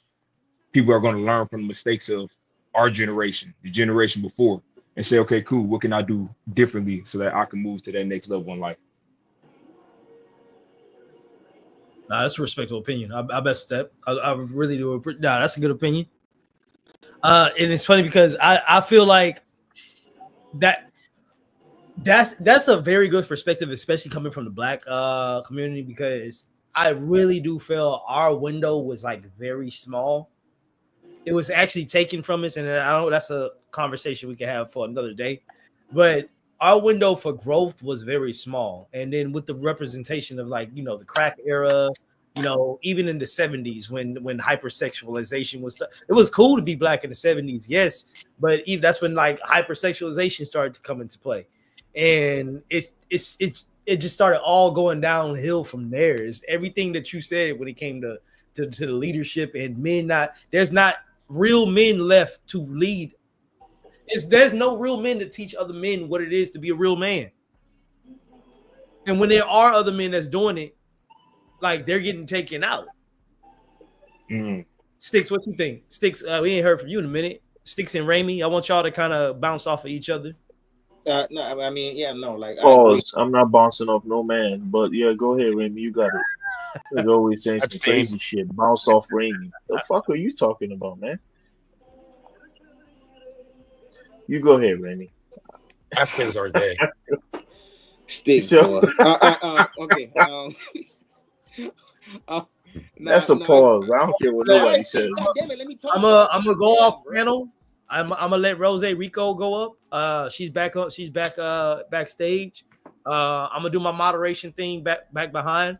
Ladies, after Ooch and Sticks go, my question to the ladies is, Ooch and Sticks. what is y'all opinion?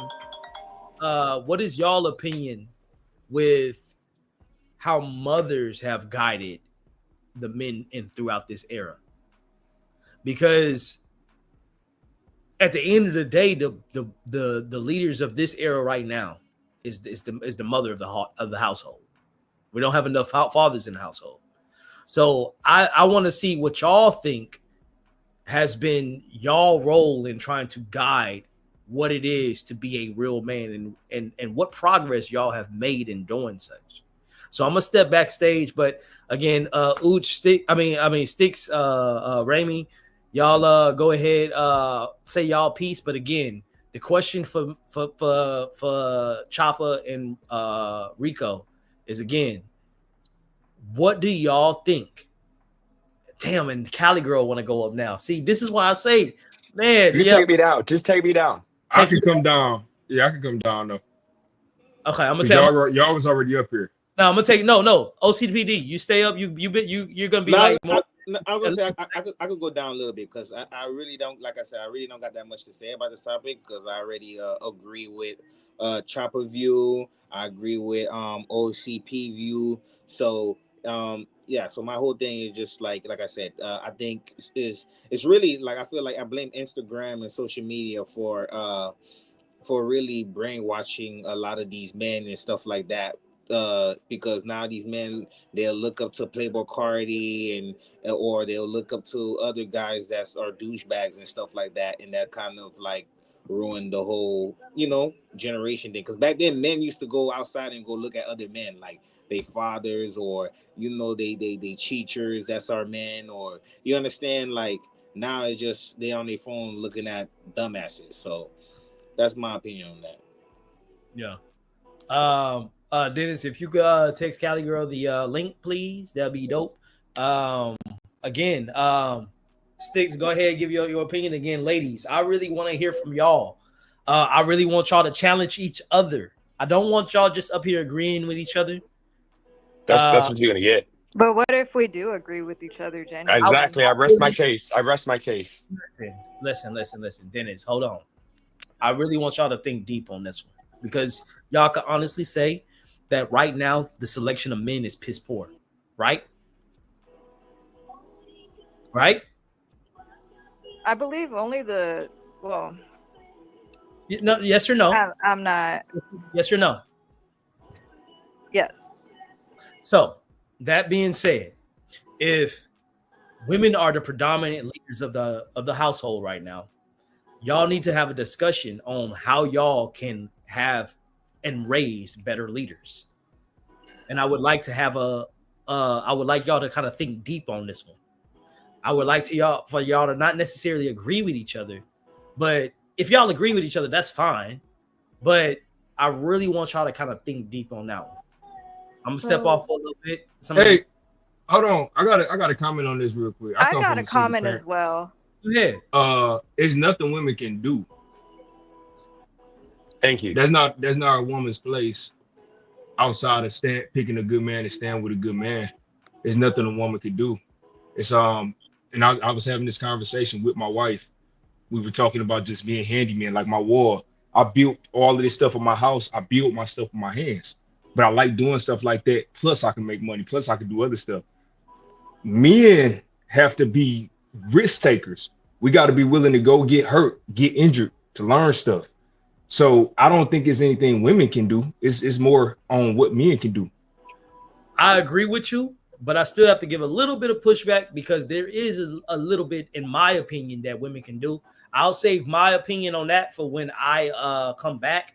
But I do believe there is a small role in which women can play up until a certain age in a young boy's childhood. I think around that age of like 14 to 15-ish is normally where you see a man like mandatory have to step in, but I think a woman plays a fair role from the ages of 0 to 14. So I'll talk a little bit more about that when Yeah, I want to. When you come back, I want to talk about that. Can When you I come make back. a comment? Can I make a comment as well? Yeah, I'm gonna come down and then I'm bringing up Wait, Cali girl. no, Craig. I want Hey, you. hey. This is a comment to you. Like this is that part of the show where I moderate and let y'all talk amongst yourselves. But I promise you, I'm gonna keep all y'all questions. I'm gonna hold on to I'll it. just say it when the ladies come on. Then that's fine. Exactly. Perfect. I think we should put Ali. Chopper, I need you to hit Rose back because I think she left for a little bit. Because I appreciate y'all ladies more than y'all know. Like y'all intellect is beyond more. Like I appreciate y'all. So I'm just gonna go ahead and step down. Rami, you could have stepped down, or you want to stay up? No, I was gonna say I could step down and put Holly because she's also a female, so she could. Oh, if Holly is Holly in here? I've seen her. I don't think she's in here. She's not. Yeah, I don't think Holly's here. Okay. What about Miss Brazy? No. Miss Brazy prefers to kind of stay behind the scenes, which is okay. Okay, no problem. Okay, so you can stay up. I'll take down Dennis because I know Dennis just gonna like he gonna piss him off. So me and Dennis. I don't understand why Chop is saying I took it personal. I literally said women are the ones that if you ask them what do they want, and I said women getting knocked upside the head. Chop has never been knocked upside her head. Correct me if I'm wrong. Like, did y'all not hear him say, Choppa, what you need? Towards the end, this is why I said what you need to do as a woman. Like, I'm gonna have to stop you right here. No, like you were all like, Choppa, what you need to do is like, you're not my life coach, sir. I didn't ask you. No, let me tell you exactly what I said. Like this whole thing had nothing to do with me.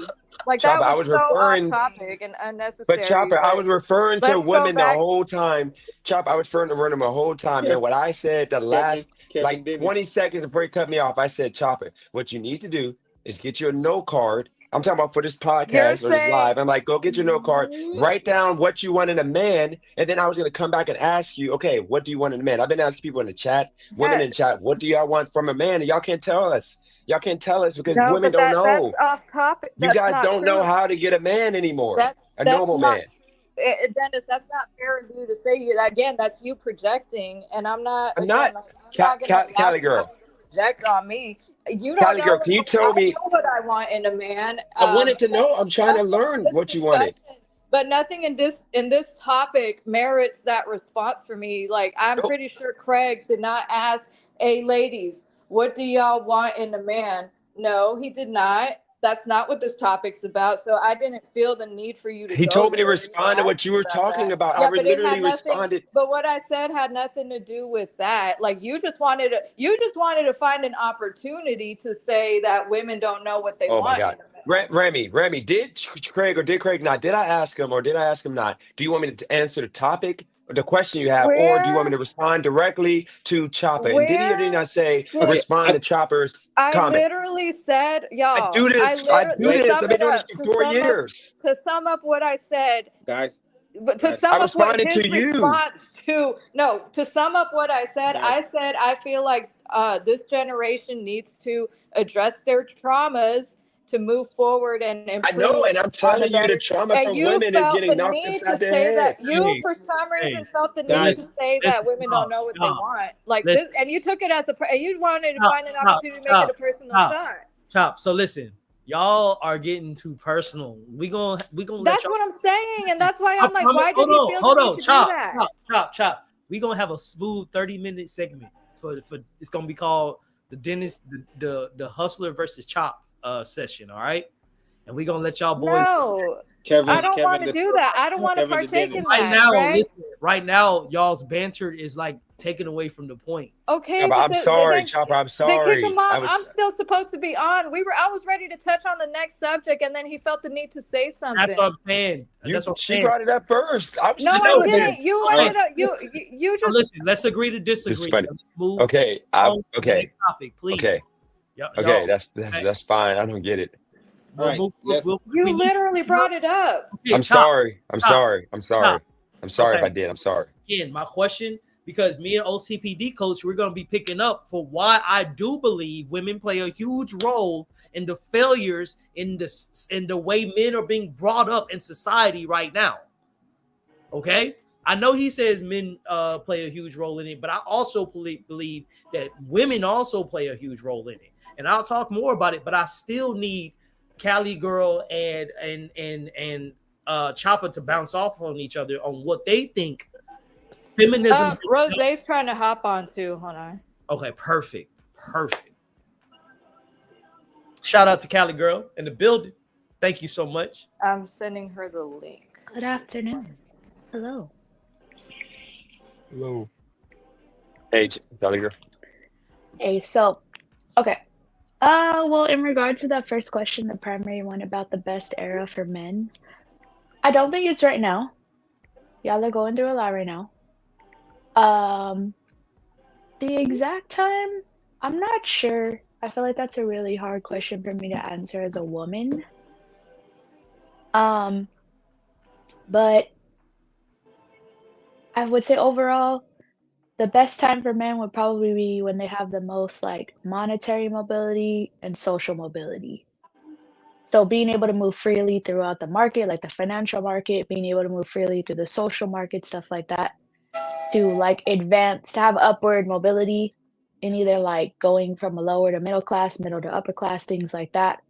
I know at least when it comes to men, they do feel a lot better with themselves that they can provide and protect. So I would imagine a time and an era whenever they can do that the most would probably make it the best era for them.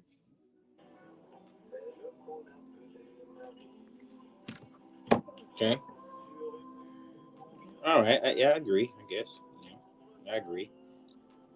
I'm not gonna speak. I Choppa, don't want no Choppa, smoke. are you here? Yeah, I'm here. Okay. Rose, you on? Hi, Rose. I'm Hey, Kelly girl. Yeah, sorry. no, yeah, it's working. Sorry. Sorry. Sorry, I'm Okay. issues with the so phone. sorry.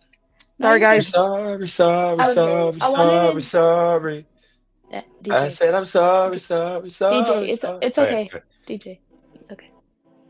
Thank you. All Choppa, right, so so they were discussing, like Craig brought up the topic about well, he mentioned like mothers raising children on their own and whatnot. I missed some of this live. yeah, so he basically, so just to recap what Craig asked, so he led the question by saying that now women are So predominant. I can ask it again. I'll ask it again. So Okay, yeah, just go ahead. So since right now the predominant parent of the household is the mother, because for the most part, most children are coming up in single parent households. That being said, with them leading the ship, what roles do y'all think, especially since now this era is such a failure, no one has picked now as the best era for men, what roles do y'all think y'all play in keeping the era like terrible, or what roles also can y'all have in making sure that it starts to thrive? What can y'all do to make things better? Where do y'all see y'all went wrong, and what can y'all do to fix it is basically what I'm asking. So Craig, just really quick, first I want to make the point, I don't care, I'm a statistics person, but I do have to push back on your comment about that most households now are on the backs of single mothers, when only 20% of all mothers in the U.S. Account for single motherhood and single parent households. So that being said, I agree with OCPD. I don't feel that women. From a black household standpoint, probably. Okay, but that you're speaking to three Hispanic women. There's just 3 Hispanic women that you're asking a question to, so that doesn't pertain to. Well, let's talk about from speaking from. Okay, but Choppa, I gotta give you some pushback. How many of your friends' parents are married? Let y'all lead. I'm gonna step off. Can I ask how that what relevance that has to this question? That relevance is because of the fact that most of the time you're going to date within your social circle like usually within like your demographic of people, meaning the people that live around you, people that live probably within a 25-mile radius. Because I don't disagree with you. It might only be 25%, but what if the people that we're closest to are disproportionately affected by that stat? Well, Because that I'm just asking that question too, because I know for me, I was the one that had the abnormal relationship where my parents were still together. well, for my personal experience, my friends, actually, a lot of them still have their parents who are still together. I'm not one of them, but I do have a few friends that have divorced parents. But I do got to say, the majority of my friends, like, I want to say like a good half and half, like half do still got their parents still together. The other half were either raised by single mothers or their parents are divorced. Okay. But I feel okay. Just to answer the question of how did y'all women mess it up and stuff like that. I feel like, and I'm not speaking about none of the women in the panel. Got to make that clear. I'm just saying in general. I see most women mess up this by choosing toxic men, bad men that they know that they cannot change, but have this fantasy that they could change them, and having baby by them, and then end up being single mothers. And now now the son or the daughter got to figure out how to, well, we're gonna say the son have to figure out how to be a man by himself because he doesn't have a father around due to the woman having bad choices. Like it's easy to say, yeah, there's no good men around when there is. It's just maybe they're not attractive or entertaining to you or things like that and that nature.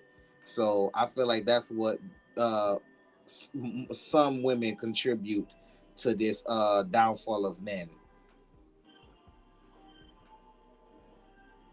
Who would like to go first? 'Cause, I mean, I'm gonna say, can I say something? I'm gonna yes, project in please. this. So I've been in a relationship for almost 17 years. I just had my first kid. So for me, I think it's just how you build a relationship because everybody has a fucked up, everybody's families, no one's perfect. So you're gonna have real people be married or not. It all depends on the person who you're with. I mean, if you're gonna build together and stay strong, by all things, but you're gonna have problems along the way with any partner you get. It doesn't matter. Like I can have money, but yet shit, he could be an asshole. The girl can have money, but yet she's a bitch. There's always something we're gonna complain about in a relationship, and I think that's just on who you date, who you're dating, or who you're gonna look for in a person. But for me, I'm traditional. I mean, I stayed with my partner because we bonded with a lot of situations with like building together. It Yeah, took us a while to have a kid because I didn't want to just have a kid just to wait it out. It just happened, things don't. I feel like when you plan something doesn't go your way all the time because a lot of people go into these marriages, they get married so young and they're starting getting divorced by the age of 30 or by the age of 40 because they didn't know the person. I don't To me, my preference, I'm not gonna get married until I feel like I'm ready for it. I don't feel like I need a pressure and time on it because when you do that, that's when chaos builds. You start pressuring somebody, oh well, you got to give me half of your share, or but what if the guy earned it or the girl earned the money? Like, to me, I think it just depends on your partner. I'm just gonna be honest with you guys, but I mean, not everyone has that luck too. So I think it just all depends where you're looking at. You know what I mean? I mean, no, that's my opinion. My yeah, opinion, guys. yeah, no, no, no. That's a good opinion, and like in your case, you did it the right way. Like you took your time. You and your partner actually build something together. And stuff like that. But I'm just speaking like in general of like women like. Okay, like your partner, like he's not always a asshole to you. He's not always like what I'm saying. He's not abusive or none of that. But majority of these women, they these guys are a walking red flag, but yet they still date with him either because he's either good looking or a lot of women want them, or it's just something about them that they think that, oh, they could change, or yeah, he's an asshole, but he's not gonna do that to me because I could change him. You know what I'm saying? And that's that. And I've been seeing a lot of things where like older women want to date these young dudes now because it's so easy to control them and stuff like that. So that's what I was mostly speaking of. But also congratulations on the baby and everything. Thank you. I don't. Okay. I get the kumbaya. It's all love. Oh, maybe okay, the OCPD coach, shout out to you, man.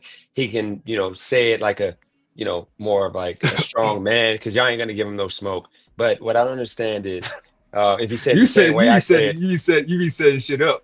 You be setting No, I stuff mean, up. Yeah, you see, I see how no, you be, I Dennis. mean, You he setting it seems up like so a they. real no, man. So I want you, Yeah, that it's I want you cool. to take It's the yeah. cool smoke, though. But okay? I see it'd be Because funny. they consider you the real man. So let me just say what I said, and if you OCP, you probably gonna agree with me, and then you can say it again so they can like actually listen.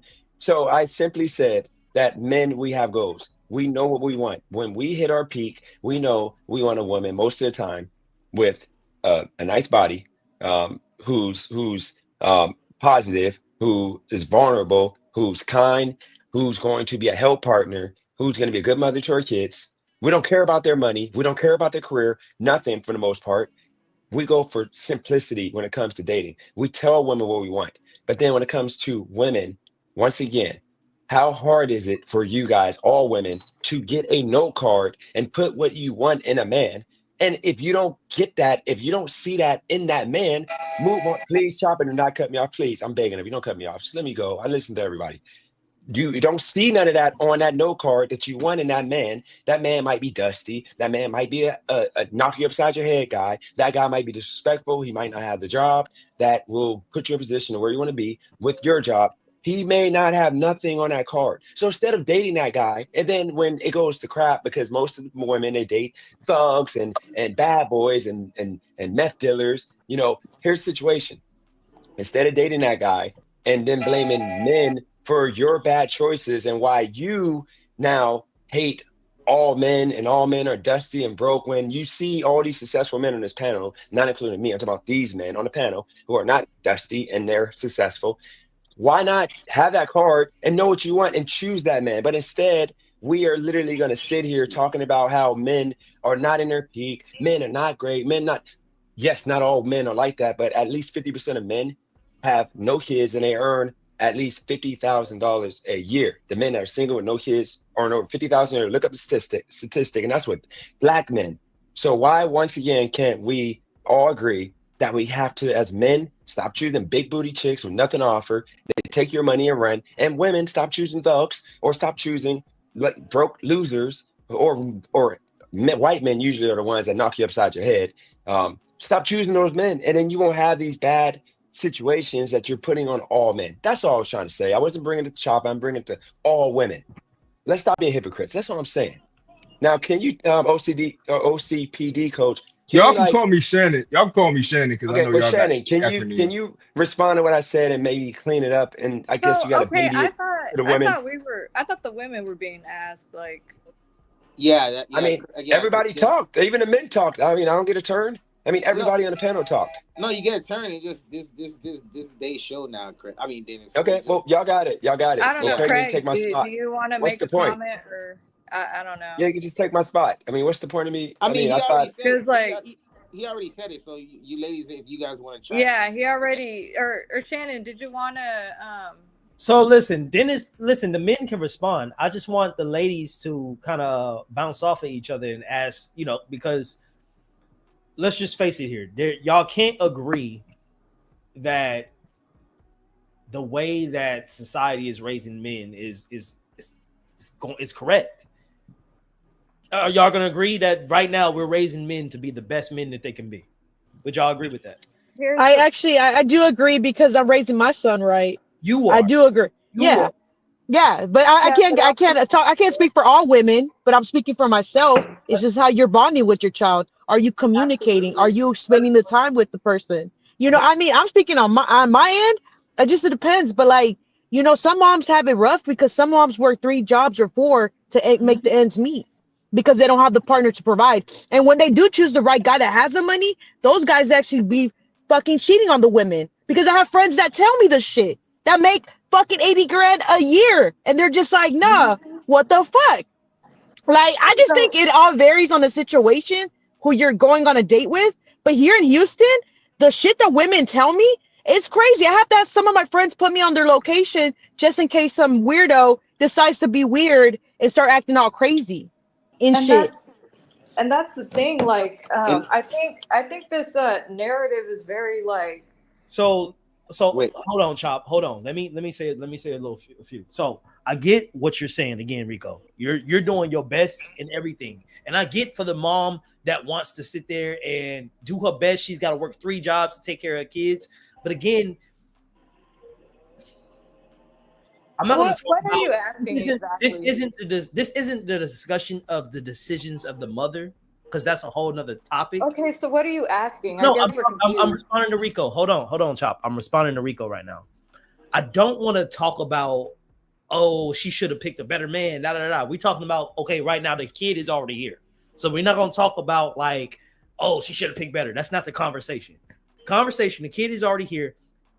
I get it. You got to work your 3 days.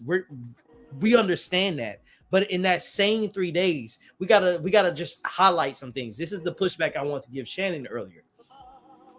That 3-hour working mother is full of stress, and she's full of anger.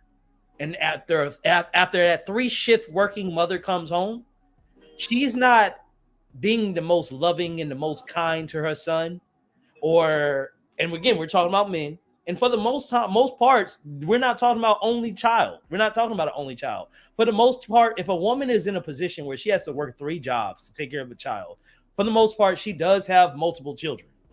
That's just the normalities of it. And if that's the case, you got this kid normally in the Black communities or minority communities, Hispanic communities, shit, even white communities, where they choose to make these kids the babysitter.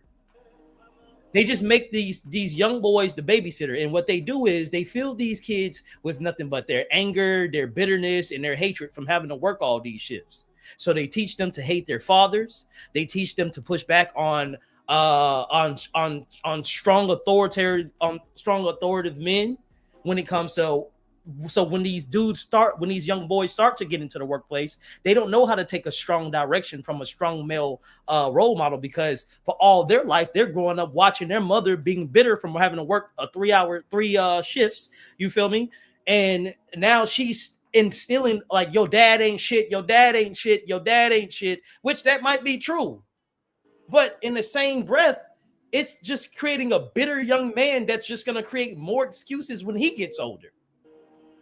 So, Craig, are you asking us to speak about a specific type of scenario that you're describing, or are you asking us from our perspectives and personal experiences and observances? Like, I want that clarity. Personal, yes, and also looking at it from a whole. But this is not a whole. This is a specific No, scenario I that said you're generalize. describing. I did say, Chopper. I said generalize. I said speak on it, yes, from a personal narrative, but I did say generalize, because generally we're raising shitty men. There's an up spike in rapists, murderers, and pedophiles. So They've been a thing for generations. It's I not know that. For decades, amigo. I know that. So, we can say it's been a thing for decades, but do y'all know what an uptick means? An uptick means that it's happening more and more. And why is that happening more and more when we have a society of ladies leading the ship?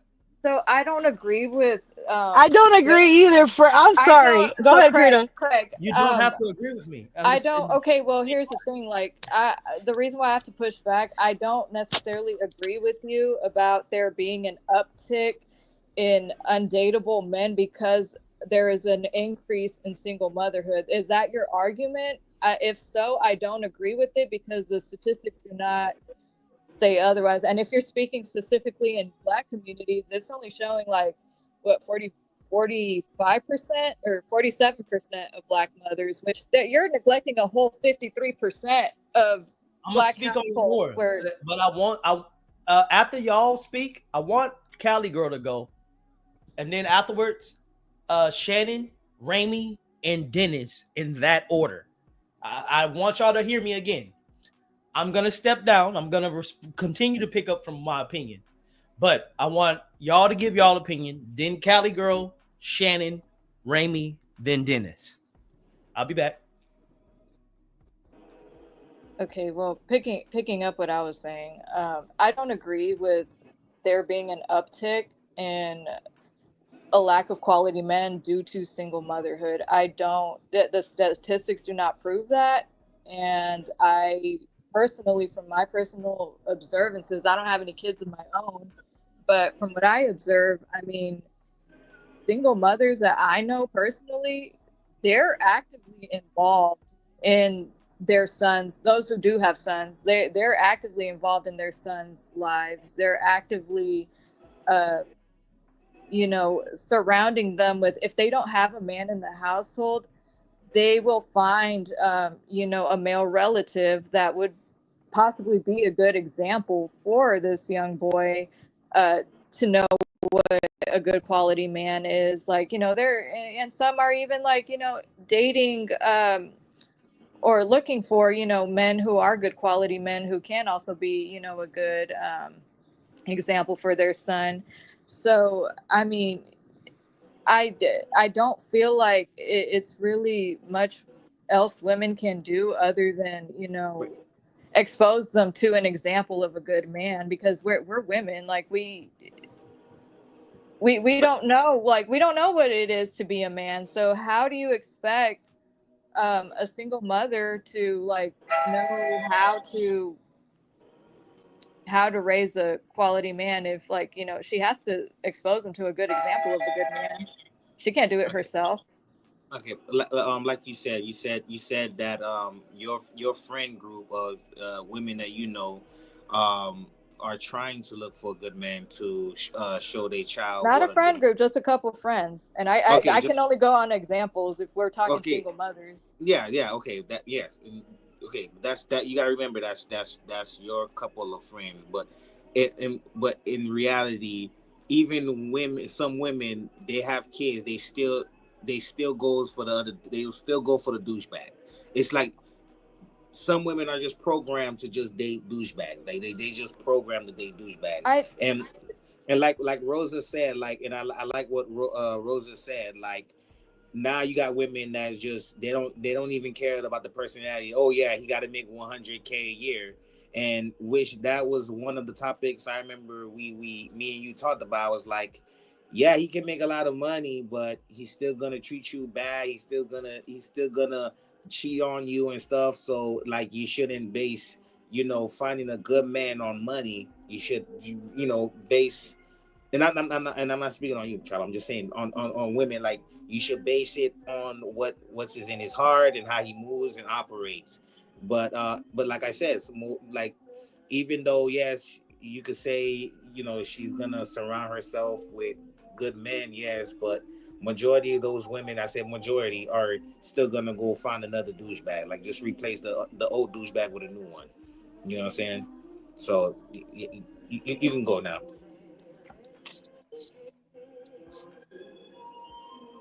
Is it my turn? Yeah, you can go. Okay. So, um, is it possible for women to raise young men? Yeah, it's possible. If I think about myself, could I do it? Yeah, of course.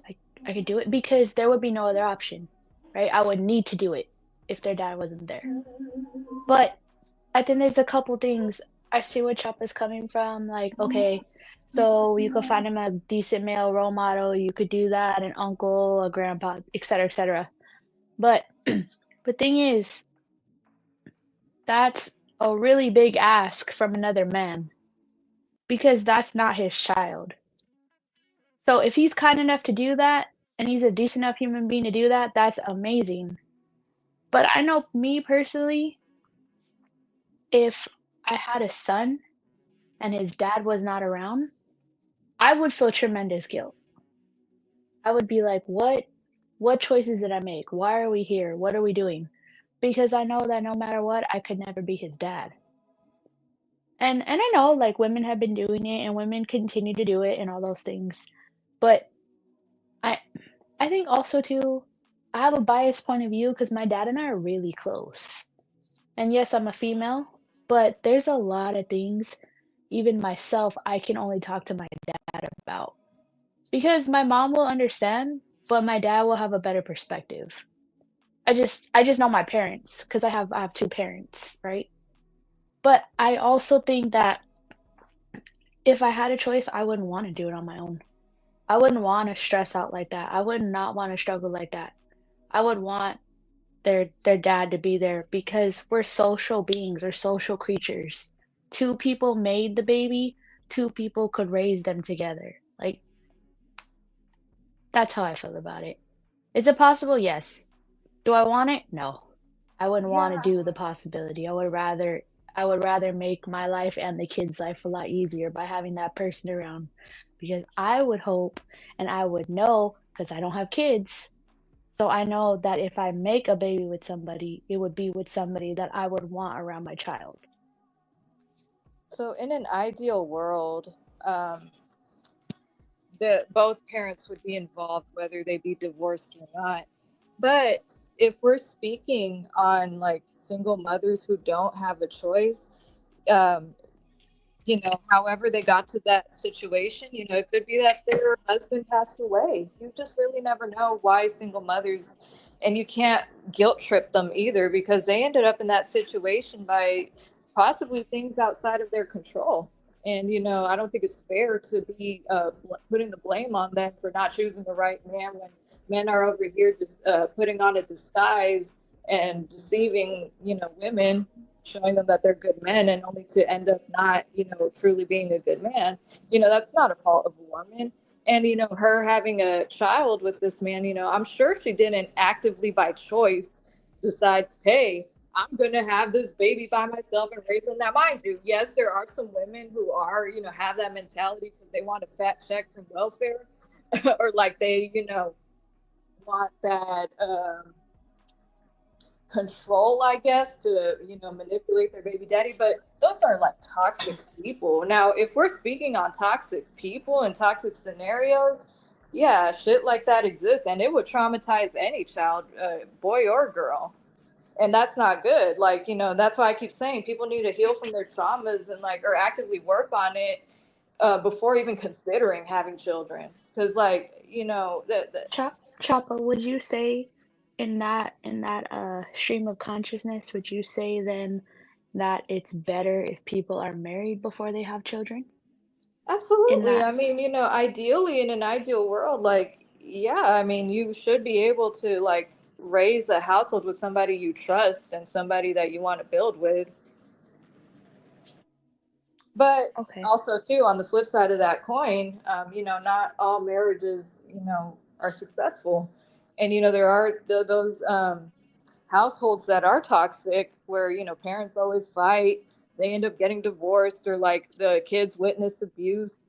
And, it's a whole bunch of stuff that, like, we could go off on a whole tangent on that. But if we're speaking on single mothers, since that was Craig's ultimate question to us, what can single mothers do to help raise like good quality men? I mean, they're going to do what they can. They're going to do what they can, but it's like, at the end of the day, sometimes there are just some things outside of their control. I mean, to raise a kid in general, like you just got to know, you got to be able to instill like good values into them, but to teach them how to be like a man, I mean, a woman can't do that same way. Like, if I were to have been raised by a single dad or any girl, like if girls were raised by single dads, like let's flip the coin real quick. Can you honestly sit here and say they will know how to raise them to be a woman, to act like a woman, to uh, you know do their makeup? Like, can he teach them how to do their hair, take care? Like, no, the same way we can't teach a boy how to be a man. Like, I mean, But unless I gotta give you pushback on that because the makeup and the hair you could learn off YouTube. well, I know that, but what I'm Like saying, but that's I'm that's talking way about different like, compared to like the things that because yeah, it's just but I'm different. talking about like the point I'm trying to make is okay. I guess it's more of a question than a point. Like, how then would you, like, sticking to the topic of single mothers and single motherhood, if you were a single mother, or just your opinion on how would a single mother be able to, or what can they do to raise a good quality man without um, having the opportunity or the advantage to expose them to positive male figures? If they didn't have that option or that luxury to be able to do that, what do you think they can do to raise a good quality husband, or like a good quality man who can provide, who can lead, who can, make the right decisions? Like, how do you think they can make that happen without the need to expose them to other positive male role models? Sports. I feel like, well, for that answer, I feel like social media plays a part where sometimes we got to let our kids not be on there too much, especially boys, because boys need to be outdoors. I do have to push back a little bit, Chopper, because, with boys, you really do have to keep them outdoors. You got to keep them active. You got to make sure they're doing shit like, with their hands, because if not, the way they think very quick, like very, very quick. They're very fast in like responding. So if you're not showing them something, especially something active, they're gonna zoom off, because with streaming, with all the social media, they're looking at other people be influenced. They're like, well, shit, if they're doing it this way, I'm gonna quit school. They're making about 100K a year. Why not? Just like how the homeboy said about only fangirls. I mean, it's the same shit for men with streaming. I'm just gonna be honest with you guys. Like, I mean, to me, I feel like if you're gonna raise a man, a little boy to be a man, Mm-hmm. you got to keep them in sports. You got to keep them Mm-hmm. active. You got to keep them in stuff where, hey, I'm gonna show you, don't hang out with this type of people, or learn the environment, who your friends are. Because at Yeah. the end of the day, you're not gonna graduate all your friends. You're only gonna keep like a handful, and those are gonna be your boys. And Mm-hmm. and I feel like Facts. at the end of the day, it just all varies. But social media does play a factor where these Mm-hmm. men are not growing because they want to take the easy way out. And So, Hey, I feel like so that's just my. I want to add something in here real quick. So to answer your question, you said what can women do when it gets to the not point where, women. Like, if we're, I mean, I'm just sticking to the I thought you said question that women. you I had. thought you said what could Oh, women do if there's so no positive Yeah, role she model for the did. man? What so could women do? specifically, yeah, I'm speaking specifically in a scenario. Let's describe a scenario where there's a single mother who doesn't have access to male relatives or other potentially positive male role models to help raise like a son. Like, she's by herself. Craig asked, how can a single mother, would she even be able to raise a good quality, like a young boy to be a good quality man by herself without a man like present? But just to add really quick, I know Rose, she just mentioned, yeah, you got to keep boys active. You got to like put them in sports, get them like involved. But doesn't that go hand in hand? If you put him in the sport, you would be like, he would have a coach, a male coach, who will be Right. that male role model.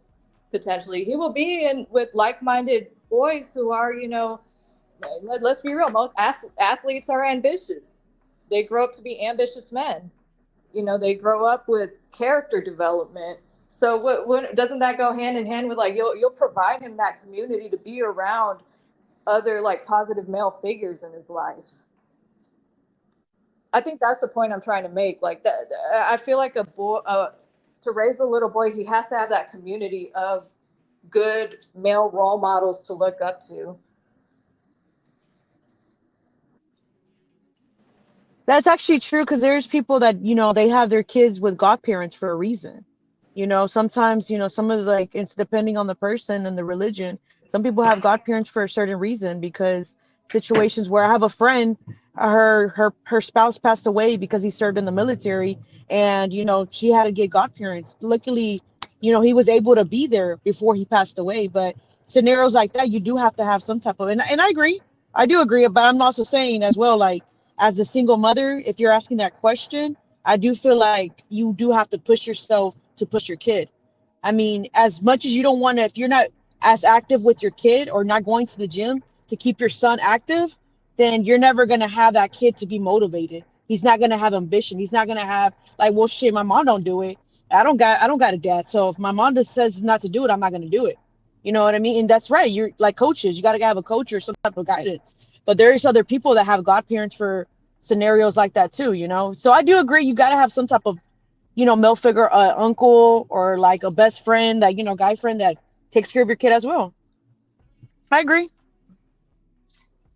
Why not just the dad?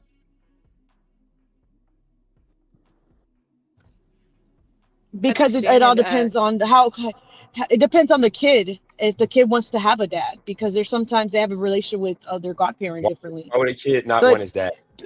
I've never heard. Because I'm a boy. I've never met a kid, a boy when I was a kid, when I was an adult. I've never met anybody who, unless the dad was like I used to be at one point and getting all the chicks and made all the babies at this stage in my life, never said I don't want my dad.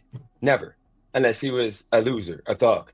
Never ever heard a kid say I don't want my dad. And one stat y'all to chime in on, 25% of men account for 80% of kids in this country. So why don't women stop choosing the 25% of men and the 50% of, for example, black men that are single with no kids, making over 50,000 a year, they're middle class. Why not choose those men instead of the same 25% of men? Because remember, when I was shooting up clubs, I was dressed like this. I was a dusty, like trying to be a nigga every single day of my life, dude. But then when I became a cornball and I was actually successful, I couldn't get laid to save my life. I'm sitting there, freaking face being rolled for an hour trying to get somewhere. And Cali girl would attest to this. Also, I had so much trauma, and I was treating women like crap because I was bitter. Because I didn't think I should have got a girl like Cali girl, because when I'm a nice guy, I get used. So I don't understand why we can't understand that men are weak and terrible, because the worse you are as a man, the more chicks you get, the more attention you get. But when you are winning in life, such as a OCPD coach, even though he's, got to get married and he's doing his thing right, Craig doing his thing, most men that hit that level, if they don't find a good partner, they're going to be drifting around getting used and played, because women do not give these men love, support. They don't value these men. This man right here, Dusty, gets all the DJ, love. I gotta push back What just to a push little back? I bit. What's definitely not got to true? push back too. What isn't true about what I On said? you, no. It's projection. The only reason why I have pushback is because I know on a personal level, like about the past relationships that you told me about and you described these people, and that was a time in your life where you were not choosing the best women. Yeah, I was talking. I So got all the chicks. I got the no, one, but the they were, one, the damn, but one, the one is damn. a hold Again, on. Nope, the no, projection. one, but nope, the but one, but nope. they All the were women were but they attractive. were All not the women were they attractive. were not The the one type of isn't. person you should Nope, marry and nope, make a nope, wife. nope, nope. The one was driven Get it, as you Cali were, and girl. she. No. Yeah. She's nope, nope. That's not true. The one was driven, who I made a kid by, and she is at the level of Cali girl in regards to career. She was always driven. She was attractive. She was everything. She just made a bad But mistake because she was young. I have to The other say, one was bad. it wasn't all of them. It wasn't all of them. I Yeah, know for and sure you're talking I about. had to It sell. was not. It was not all of them. It was not I all had of them. lawyers. It I was had lawyer. Yes, maybe and like I had 70%, but yes, 30% or like 50 and I 50 had or something like that was yep. good. I had lawyer. I had lawyers. I had freaking banker. I had all kinds of women that were higher than me financially, and they were begging to be with me because I was acting like this. And guess what? I had no issue. But as a man, my ego, I wanted to make more than the women, so I didn't do it.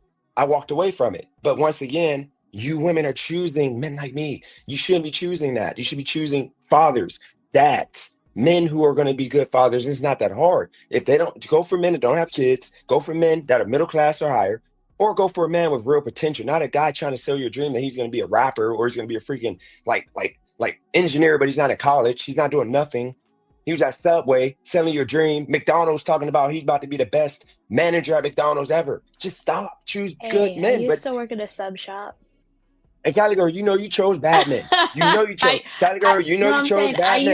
I used to work at a sub shop, so that Subway comment, I'm taking it to heart. And here's the thing too, Cali girl, you can admit this. A lot of women, the man, if he has terrible D, but he's great all over the place. Everything single other option that you can ask a man to have, or a good option that a man would have, that you would love, as he has good, if he has terrible D, guess what happens? y'all cut him off. And you know, Cali girl, that's the real truth. We just spoken that. You cut that man off. You don't deal with that man because he got bad D. You got to understand, women, you got to choose better and stop putting other men in your kid's life. The father, stick with the father. Stop relying on uncles and cousins and freaking these people. No, the father needs to be there. Period. But you But just said, what if? Choppa But what? But wasn't. if the father Choppa just wasn't What like, if saying. they're? What if the Hold on, father hold on, father hold doesn't on. want to be there? I don't know. He Hold on, just be ladies, twisting ladies, my ladies, words at ladies, this ladies, point. ladies. Let me give Dennis some pushback. Go for it. You keep saying fathers. Yeah. You keep saying the father. If we're in an era of weak men, Yep. in an era of weak fathers, Yep. you keep saying the father, and Yep. the father is a dusty brokey. Yeah. That's the main reason why I'm going off of what Rose Rico said. It's Yep. the main reason why they would have to work 3 jobs. You keep saying, but the father, what the hell is the father gonna do besides put the baby on the floor, and continue to make other babies? If the women Yeah. choose, no, if a woman, Why? okay, so for example, I should not have been chosen to make babies. Okay, I should have been told to strap up. Okay, it's not that correct. We all know that women will get pregnant by a dude that has no career, a dude that has no future. You just hope that he figures it out. You want to go to This is McDonald's. projection. It ain't Hold on, projection, it's stop, real life. It is absolutely stop, 25%, stop, projection. stop. This is Let your him 20, personal. stop, 25, stop. Let him make a 25%, but Craig, can you ask this question to the women? If 25% of men account for 80% of babies in America, you're gonna look up the stat. 50% of black men are single and they're in middle class. They make more, they make about 50 more a year. Why aren't those men getting chosen before the men that had all the kids? That's the only question I got for you. There's plenty of men out here. Why are y'all Because dating Okay, they, let brokey? because me. they, I because gotta they're push working back. and they're working and minding their business, and they're not Okay, out well on the go get those streets, and they're men Dennis, not then. socializing. Dennis, Okay, go get those men. I believe previously, and earlier on this stream, I just mentioned a statistic: 45, about 40 to 45% of men and 40 to 45% of women are now. I got to add an age. It's 40 to 45% of men in their 30s are actively choosing to stay single and unmarried and not have children. So, and a lot of these men, if we were to break it down by class, yeah, a lot of these men are like, yeah, like upper middle class, because yeah, like they're just as driven in their ambitions and goals, and they too would rather choose their partner wisely. So access to them is a little trickier when it comes to like the dating market, because there's much more abundance of dusty ass men and some women who feel obligated to settle end up choosing these men. Who's raising these dusty ass men? Well, only 21% of single households apparently, but you got to understand these No, dusty men. These dusty men. You 80%. gotta. Here's the thing, Craig. Like you're putting the blame on single households, but It's like 80%, by the way, for black, 55% for white. actually, it was It's only like 40. 60 It was for only Hispanic. 47% for Okay, the. I'm off 3 But 3%, but anyways, either way, yeah, go ahead. no. Anyways, going back to what I was saying. A lot of these dusty men don't even come from single parent households. I know successful men who came from single parent households. So it's not, I don't think it's a fair thing to equate single parent households to being like the reason for there being such a lack of good quality men. It's like also too what Rose even touched on. You're ignoring like the whole effect of social media. We got toxic propaganda everywhere being pushed. Toxicity is being glamorized. People don't want to heal from their traumas. They'd rather project, and like, I already spoke on this. I'm not going to repeat myself on that, but like there are other factors, and I truly wholeheartedly don't believe that single parent households are the primary blame for So this. see, I think because you hear the word 20%, you don't think it's a lot. You But don't think it's also on no, my personal hold on. I'll let observations you as talk. well. Let me get it out. I feel like because you hear 20%, it's not a lot. 20% is how much of a fraction Compared to what? of 100%? Compared to what's the other percentage? 100%. It's 1 in 5. 1 in 5 children, bro. 1 in 5 children are growing up in a single parent household, and you don't think that contributes to a huge part of society?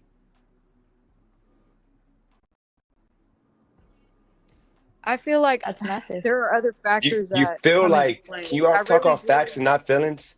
No, No, don't I'm feel not talking facts. off feelings. You've been You talking just off said I feelings feel. off stream. Hold What on, are you I'm hold going on, off the talking Dennis, about? stats. Dennis, I got let them her, right here. Dennis, let her answer. Go ahead. I'm just saying, look, whether y'all agree with me or not, I stand Because on my opinion where I don't. preaching the 20% for the longest, and I've been listening to you, and I'm like, I okay, already told you you, but keep this is saying not that just 20%. You percentages. keep But saying this is that. not just Listen, percentages. hold This is on. my personal opinion as well. Like you just I want me know, to but agree you're a with you at this statistics point. person. You're a statistics person. You was for the Okay, whole so what night. are you trying to do here? I'm What are you asking me? I'm asking you because 1 in 5 is a huge percentage out of 100. And what I'm saying is, if 1 in 5 children, which black women, let's just talk about the black where I'm from. So In this my is where y'all want to direct the conversation to, which is fair. But just say that. Just say that. Just be specific is all I'm asking. I'm being specific. You said so 20% of children are growing up in single parent households, and I had to break it down to you to make it more. How is it? Because this is the thing with statistics. A Okay, lot of no, but people. Craig, are you speaking Hold in on. I gotta general? get this out. I gotta get this out. A lot of people, they tend to, like, when they see numbers, they don't really understand and able to empathize with the number. That's why I had to break it down to a fraction. Because when you say 20%, it doesn't sound as bad. You're like, oh, well, we still got 80. I still got a B plus. I still not a B plus, but I still got a B. I'm passing. No, bro. 1 in 5 children being affected by something when they're the future of the population, really, you got to put that in perspective. That really fucks up the entire society. Because if 1 in 5 children is being raised by an abusive, bitter, angry, hostile mother that has the stresses of raising not just one child, 2 child, but about 3 children, what do you expect is going to happen to the men in the future?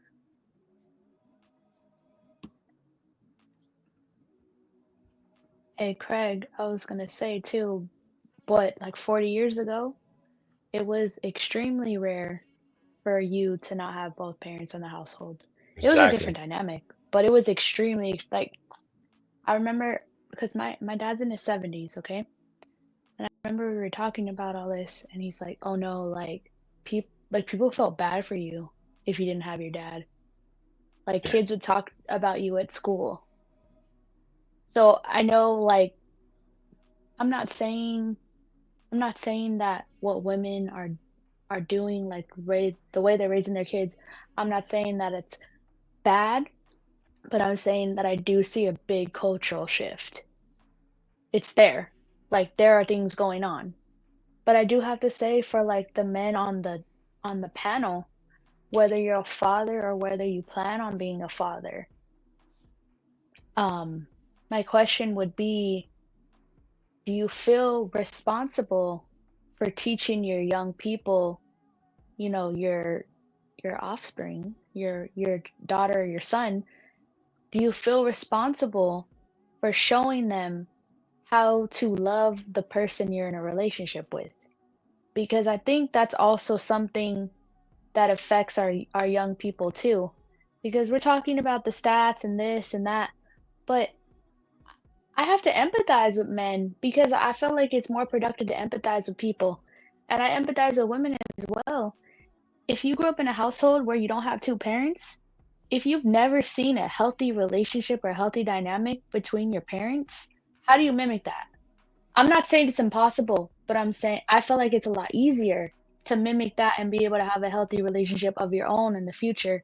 And I feel like this is like a really good question for Coach because he's married, he's been in a relationship for a while, and then I think he said he has a child too, correct? Yep. And this will No, yeah. segue into our other question. But Okay. go ahead, coach. Yeah, so absolutely.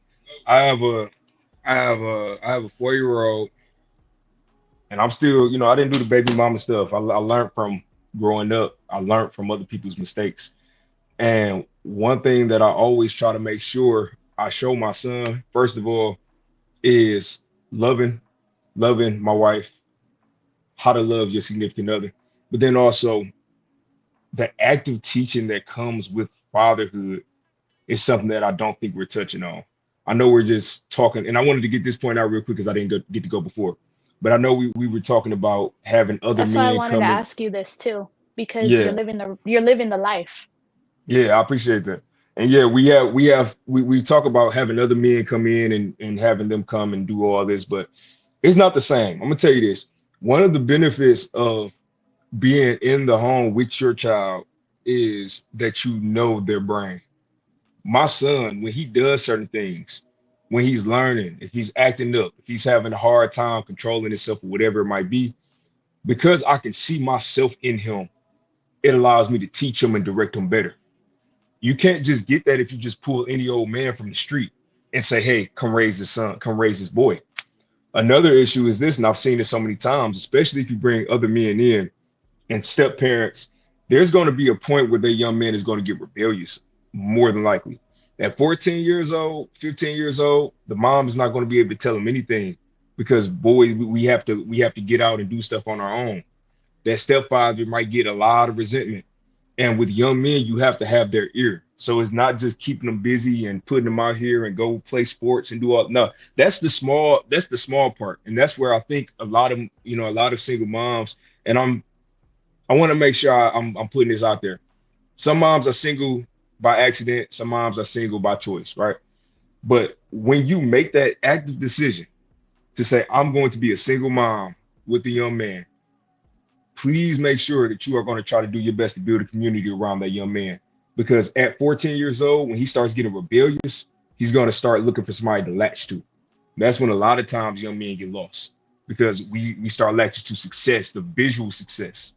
People wouldn't see me as in me living out and how I'm just walking in my basic clothes and say, oh yeah, that man is as successful as, let's say, a rapper or something. They wouldn't say that because of how we present ourselves. So that young man is going to see a rapper and say, okay, that's money. I can see that money. That's a whole different experience than I think we're really giving credit for when you're talking about raising a young man. So I got a lot to say on that topic, but I Co- wanted to put that out there. Coach, I was gonna say to your point, that is the whole reason why so many of our kids living in the inner city are extremely attracted to the gang life because Oh they're yeah. young and impressionable and they need somebody to latch onto. And it's proven through anecdotal evidence, but it's proven through like sociology professors and all those things and people that are in prison for life. They And interview people all the time.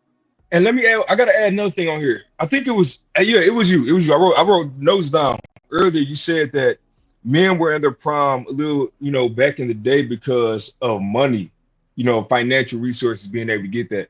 I think that's only part of it though. I think most of the time, this is me speaking from a man. I think we are in our prime when we are the most respected, when we get respect.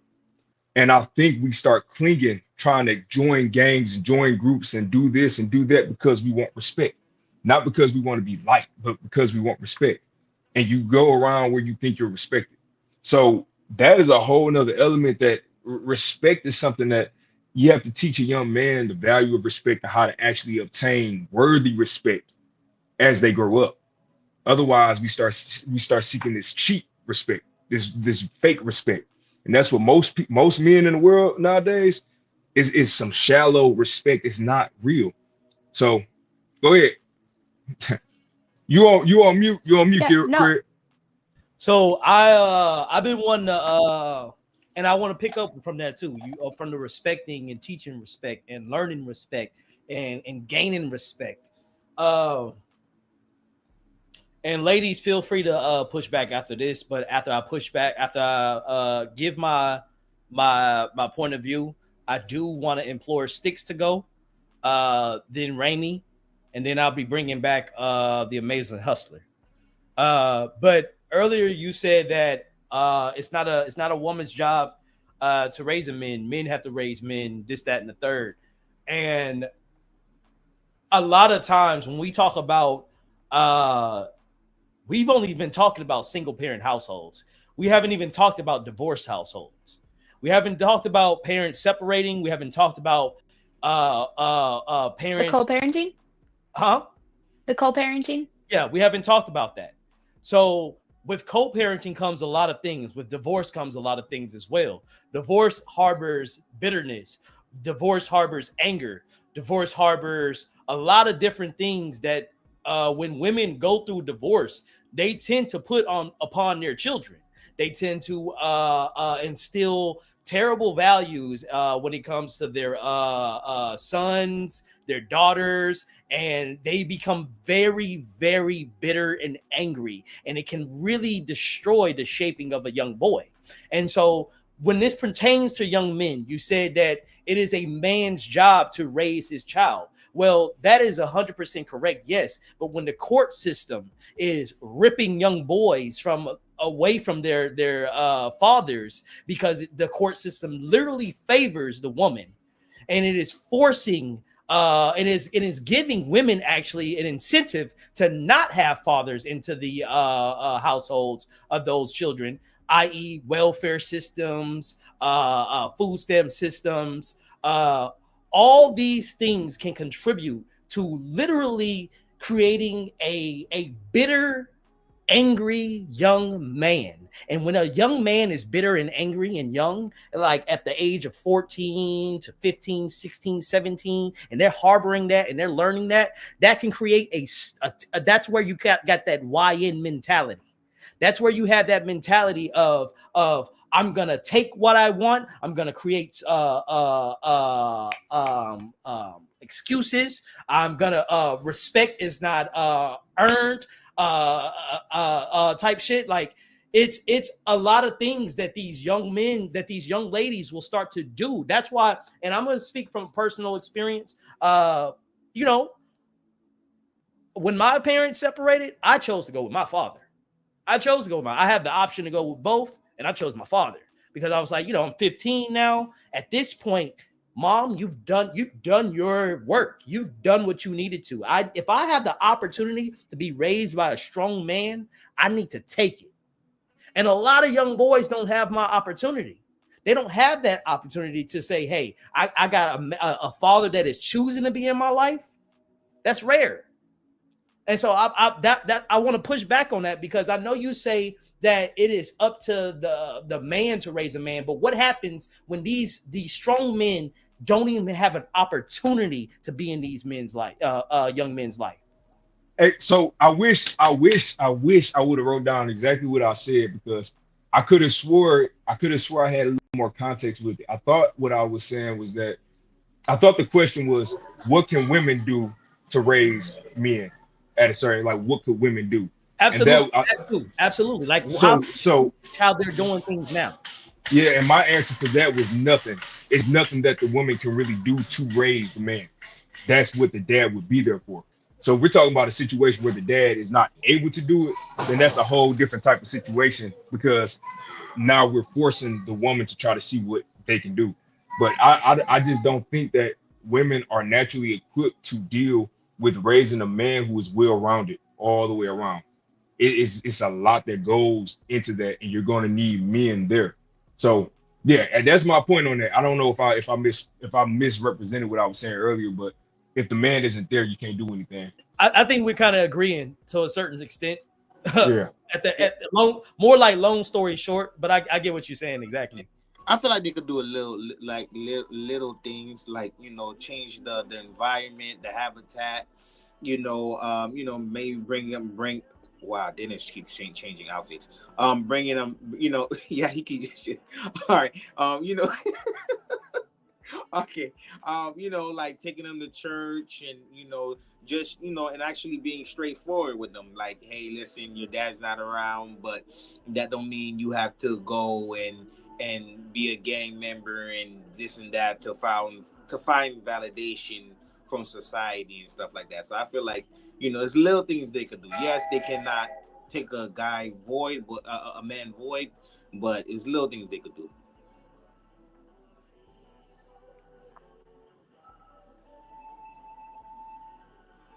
Who's next?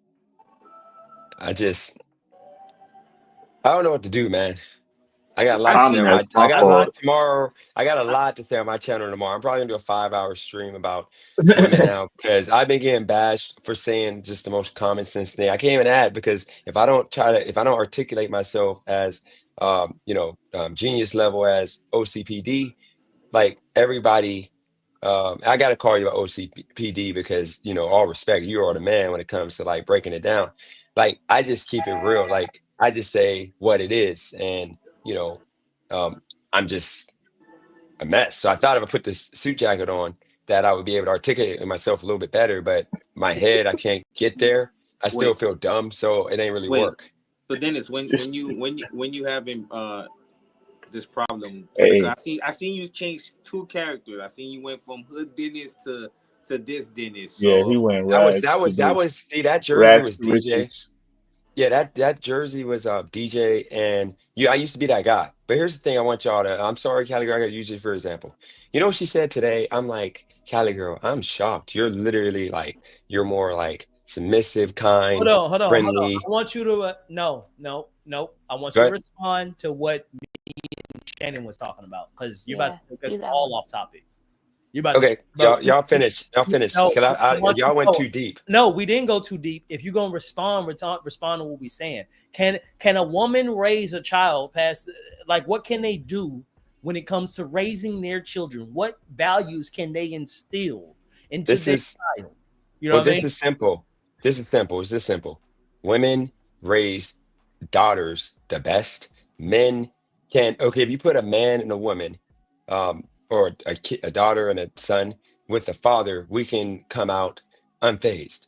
You put a daughter with a woman who's, respectable and all of the good things, then she's going to be the best woman possible. But a son can't be raised by a woman. The only reason why a father can raise a woman is because he's going to be more he's going to teach her, if she's a good man, of course, he's going to teach her what she should expect out of a man. And I think that until we get to a point of women realizing that studies have shown, y'all can look them up, that kids that are raised by single fathers compared to single mothers, boys and girls, they perform much better. They go to college more. They they don't get criminal records before the age 18. They are not having babies at young ages.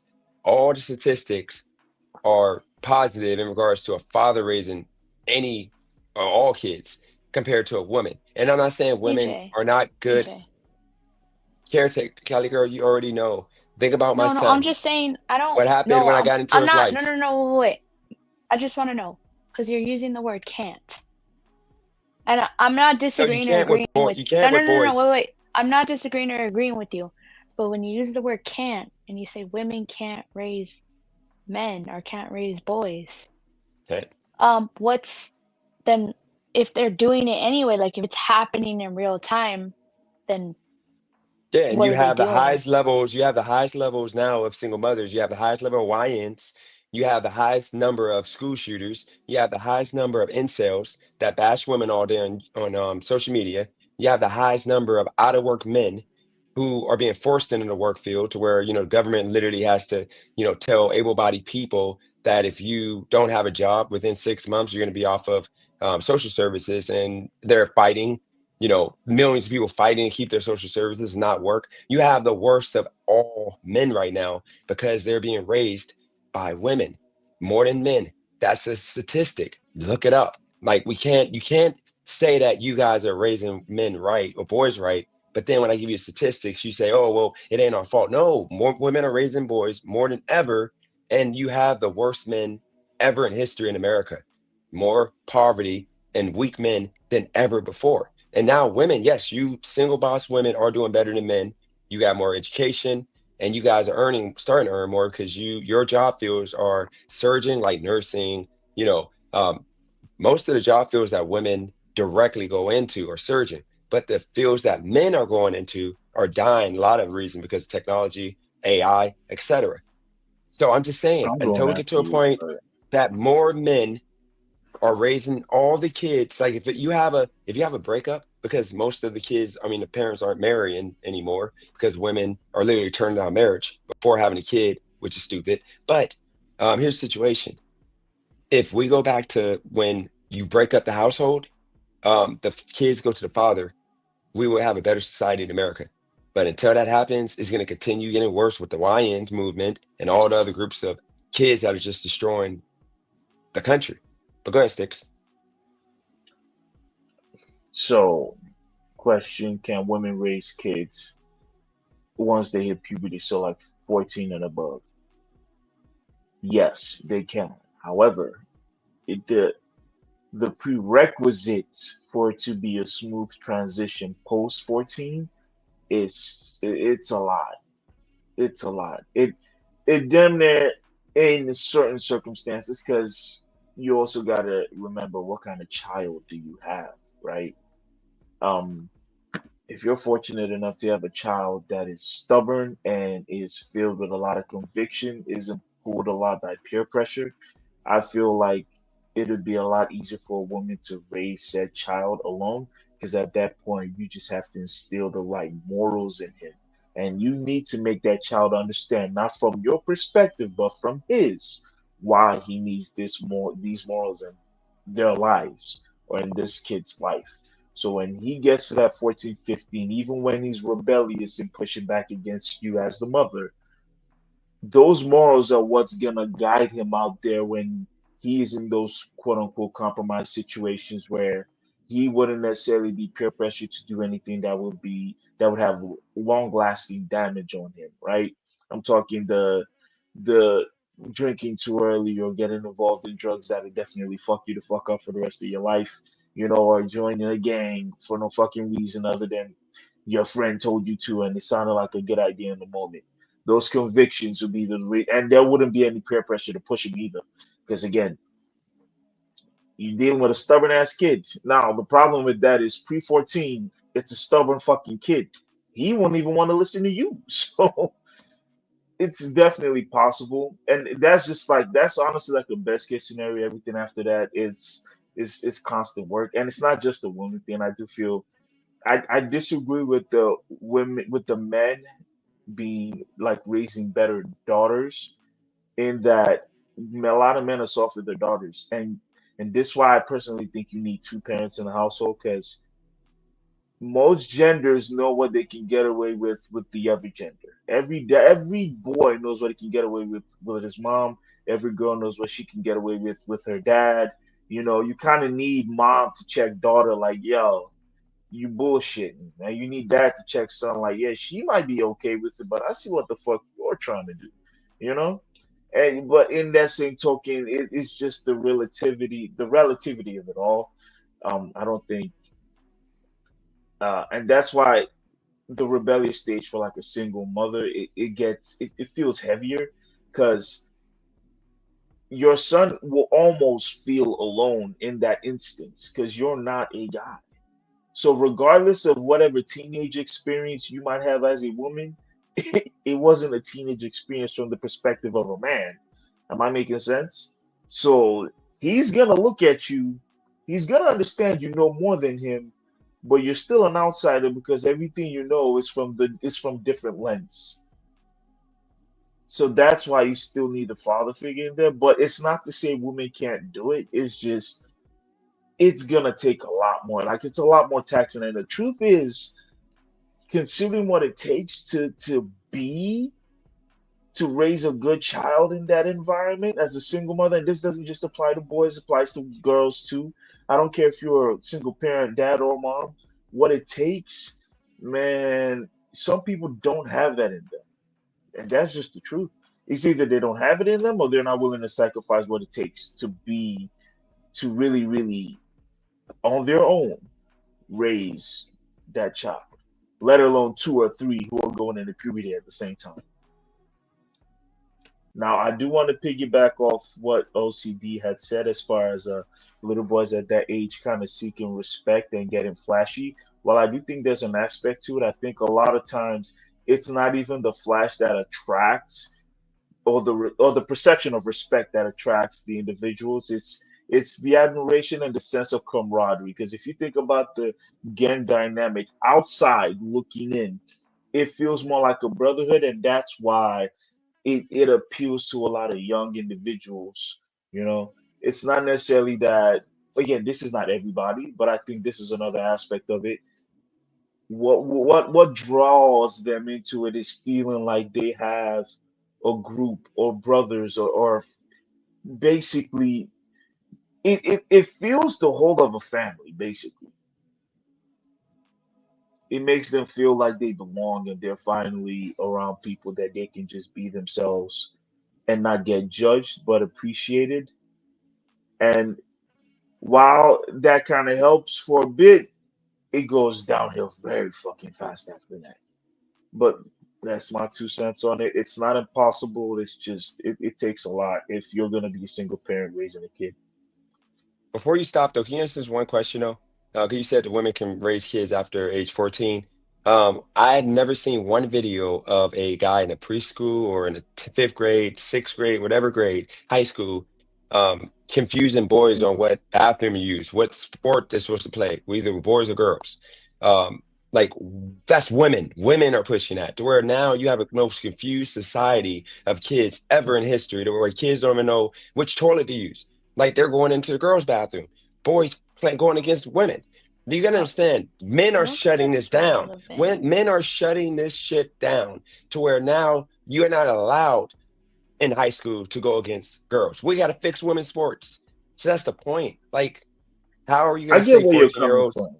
It's facts. So how are we're letting women choose to confuse our Now, kids? But go my ahead, Hold rebuttal on. go to to that that. is Look, my look, hold on. Dennis actually said a real good point though. When a lot of times, and I'm talking about let's say early childhood head start, right? Which is a lot of times the lower income way of getting your children educated. So they a lot of the curriculums they do, they are allowing the boys to play in girl clothes. They're allowing them to play in heels. Play and this is something when I came around, I actually had a problem with because I said boys should not be playing in heels. We don't need to have them create a plan any more than they already are. So I do think, and apparently a lot of the moms did not care. That wasn't something they were concerned about. Men are a lot. We naturally should be, and I'm not even gonna say we are. We should be the ones who put an end to all of that crap. Whereas like now, my son is not playing in heels. My son is not playing dress up with the fairies and the princesses. My son, I don't even let him. He's not even sitting there watching the girl shows on Disney Plus. He's watching Marvel. He's watching wrestling. He's watching boy stuff. So I will agree with that. That is one of the big things with being a father of a young boy is we should be taking that stuff a lot more serious. I agree with okay. everything you Now, just my said. rebuttal to that is this. That's more like an individual thing as a parent, as opposed to like a general thing, because there are individuals who, like you said, they don't care and they will tolerate that. But like, I mean, shit, you're not gonna go in another motherfucker's house and be like, "Yo, you fucking up raising your kid," you know. But all you can do is, as far as your hand can extend. So, like you said, handling business in your home to ensure that your child is getting the right care, receiving the right information. That that general dynamic isn't as applicable as you would think, because again, he's coming back home to you, so you're catching whatever nonsense. What and this isn't just with the like confusion with the boy girl stuff. This was also apply like if your child was trying to get peer pressured into like joining a gang or some shit, you would catch that. You would see that shit coming a mile away. You would dead that shit because you are a parent who is invested. So I feel like it falls on the individual more so than it does, generally speaking, society. Now, society is tripping. I'm not going to stand here and defend society on that. Society is tripping. But we, if everybody's doing their due diligence, then it doesn't matter what the fuck society's doing. Am I making sense with that? Yeah, absolutely. So, Chopper, you there? Yeah. Yeah, you've been quiet for a minute. I was like making sure you were I still there. mean, I'm letting people talk. Hell, I appreciate you, girl. Damn. I thought I was just making sure you were still here. Um, so based on what I was saying, because I do want to hear some solutions now, because again, we talked about a lot of the problems, but what do y'all think are, especially for men in the society now, what do y'all think are some of the huge contributing factors to why we're at where we are now. Like my main thing, in my opinion, I think a hypersexualized society is one of the main reasons why we got to where we're at. Once the slut walk started happening and stuff like that, everything started going downhill. Once we started getting to the point where we start getting rid of shame, I think once we bring shame back, things will start changing. But that's just my opinion. But I do want to kind of hear some of y'all solutions on what y'all think kind of like make things better. But I definitely think shaming people is a good start. But I'm gonna come down and I'm gonna kind of let y'all kind of bounce off each other from there. Raimi, I'm about to put you back up. G, get ready. So, what would make it better for society? My bad. As far as like raising kids above 14, or like the family dynamic in America? Just raising kids. Period, man. Raising kids, I think there needs to be more sense of community, bro. Because I feel like it's a lot of detached. Like a lot of people live with their community, but they're not connected to their community, and it makes it hard to keep tabs sometimes. You know, because again, especially with like an economy like this, man, shit is expensive, and anybody working, but nobody making no money. So anybody really got time to be at the house like motherfuckers used to? Bro, back in the day, a motherfucker would be a janitor and pay off a home. Like he just do his 40 hours and have time for his kids and shit. It's people working two jobs, like mother, dad and mom working two jobs, barely making ends meet, and they don't have time for their kids, you know? So I feel like whatever dynamic is necessary to make that bonding time, create that space for the bonding time. Because people really, some people don't know their kids, bro. Some people genuinely do not know their children, their likes, dislikes, haps, mishaps, their fuck ups in school, like nothing. They just do what they can to skate by. As long as they paying the rent, they pay the bills, they pay the tuition fees, and got all the school accessories, they like good. He's ready. They don't actually like take time to invest in their kid. And, you know, I feel like being a parent is more than just the financial aspect. There's a emotional and physical aspect. You actually have to be there for them, even when the kid is unpleasant. And that's the part people don't talk about. Because kids can be assholes. But that's my 2 cents. Y'all share. I feel like women need to hold other women accountable. I feel like, be like, hey, listen, it's not good to always open your legs to these bum ass niggas, like, and then maybe that'll slow the process of having uh uh of these men becoming bums and stuff like that, and thinking it's okay. Oh yeah, I don't have to be this type of man because women is letting all these bum ass dudes fuck. So that's one. And also, like you said, the community too, and just more positive things outside the world, like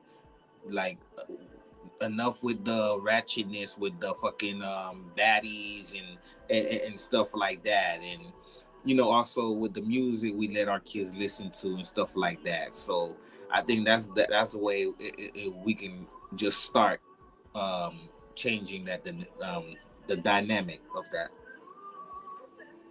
Hey, so I think we gotta stop crying so much and being so soft, just in general. I Um, like that. we make so many excuses for everything. It's somebody else's fault all the time. It's my parents' fault because they didn't do this. Nobody coming to save you. You a man, you a woman, whatever the case. Nobody's coming to save you.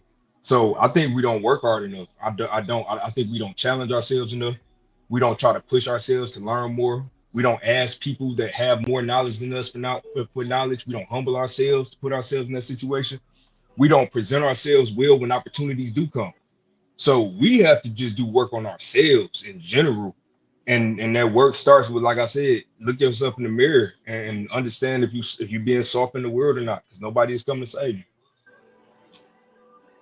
Okay, now my question to you is, does that I have to apply to agree with children as Coach well? too. What he just said, I definitely agree on that. Because sometimes Same. we try to blame somebody else versus trying to figure out our own problem, why it's happening to us. So I do agree with Coach on that one. 100%. I agree with that in a relationship dynamic, but my question is, as parents to kids, now, I do think children still, which this might be an odd take on my end, but I think children do have responsibility because at a certain age, especially around, like, I give you up until 16, 17. Everything from 15 and below, you can kind of skate by just being, oh, I'm a kid, I'm a dumbass. But 16 and above, yes, you're a child, but you're not a fucking idiot either. So if you're not listening or heeding any advice or not trying to comprehend why certain things are not being done or why your people don't want you moving certain ways, then at that point you should be comfortable with the consequence of your actions, regardless of whatever shape or form it comes in. Because if you don't want your parents to discipline you, the world will. And I'll tell you right now, man, the world is not forgiving. Your parents are accommodating, they love you, they'll care for you while they discipline you. Not this planet, bro. The world, society will fuck you over. Society will really teach you some shit.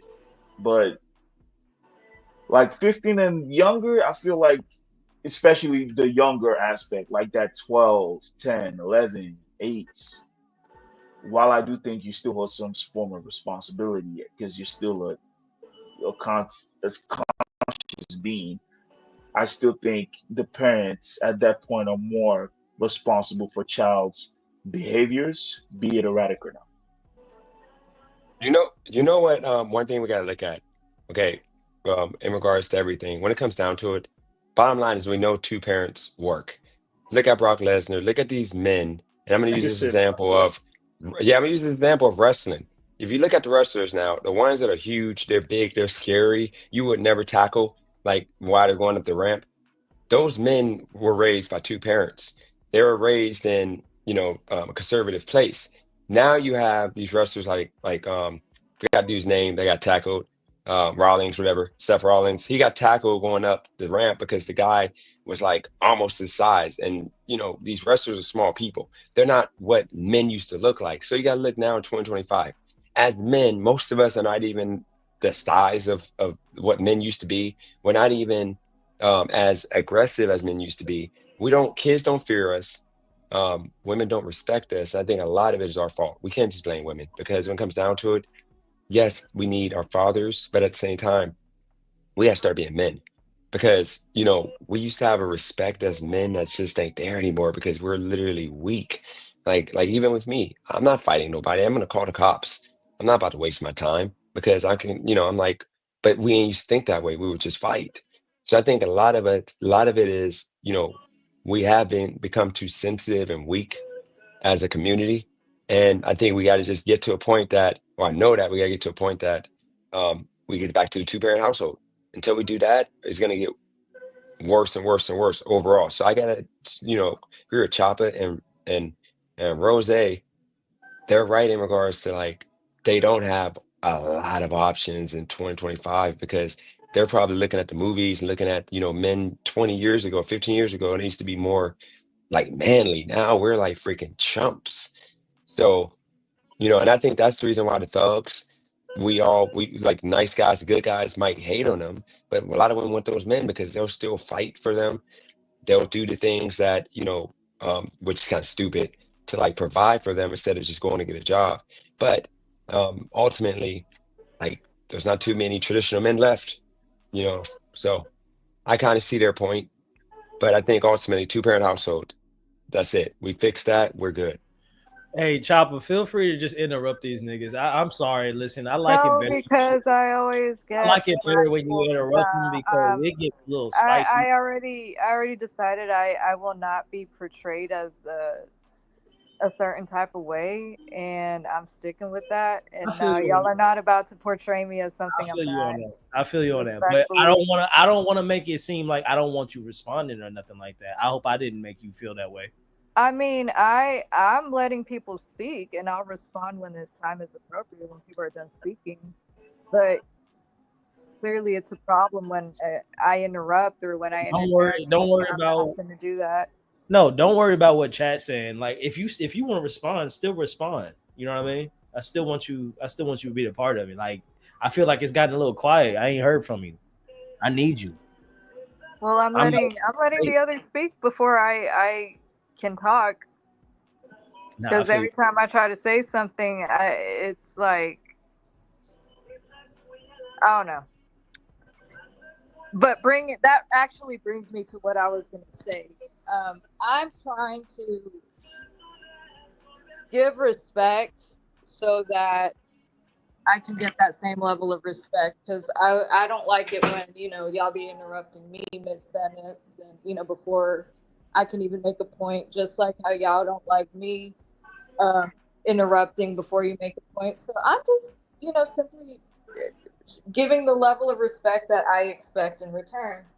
And that being said, I feel like that is part of the solution. I feel like, yes, back then, yeah, you're right, Dennis. We look at like these old school movies, and we're not looking at the men who are hitting their women back in the, like, no, we're not talking about that. I'm talking like generally, men used to make love songs. They used to not be scared to express to a woman how he feels about her. Men weren't scared to pursue. Men weren't scared of rejection. A lot of these men now are way too scared to even approach a woman. They're way too scared to even like try to get a better job, or I don't know. It might not just be out of fear of rejection. It might just be something deeper. Again, traumas and stuff. But like also too, ultimately the men back then showed more respect to their women. So as a result, vice versa, the women respected those men. And I truly am a firm believer, like, in order to get respect, you got to give it. These men now, like, I'm going to use this whole entire like comment section and the first part of this panel as a prime example, and why it upset me so much that I'm not being given, as a woman. I was the only woman on the panel for the first half of the stream.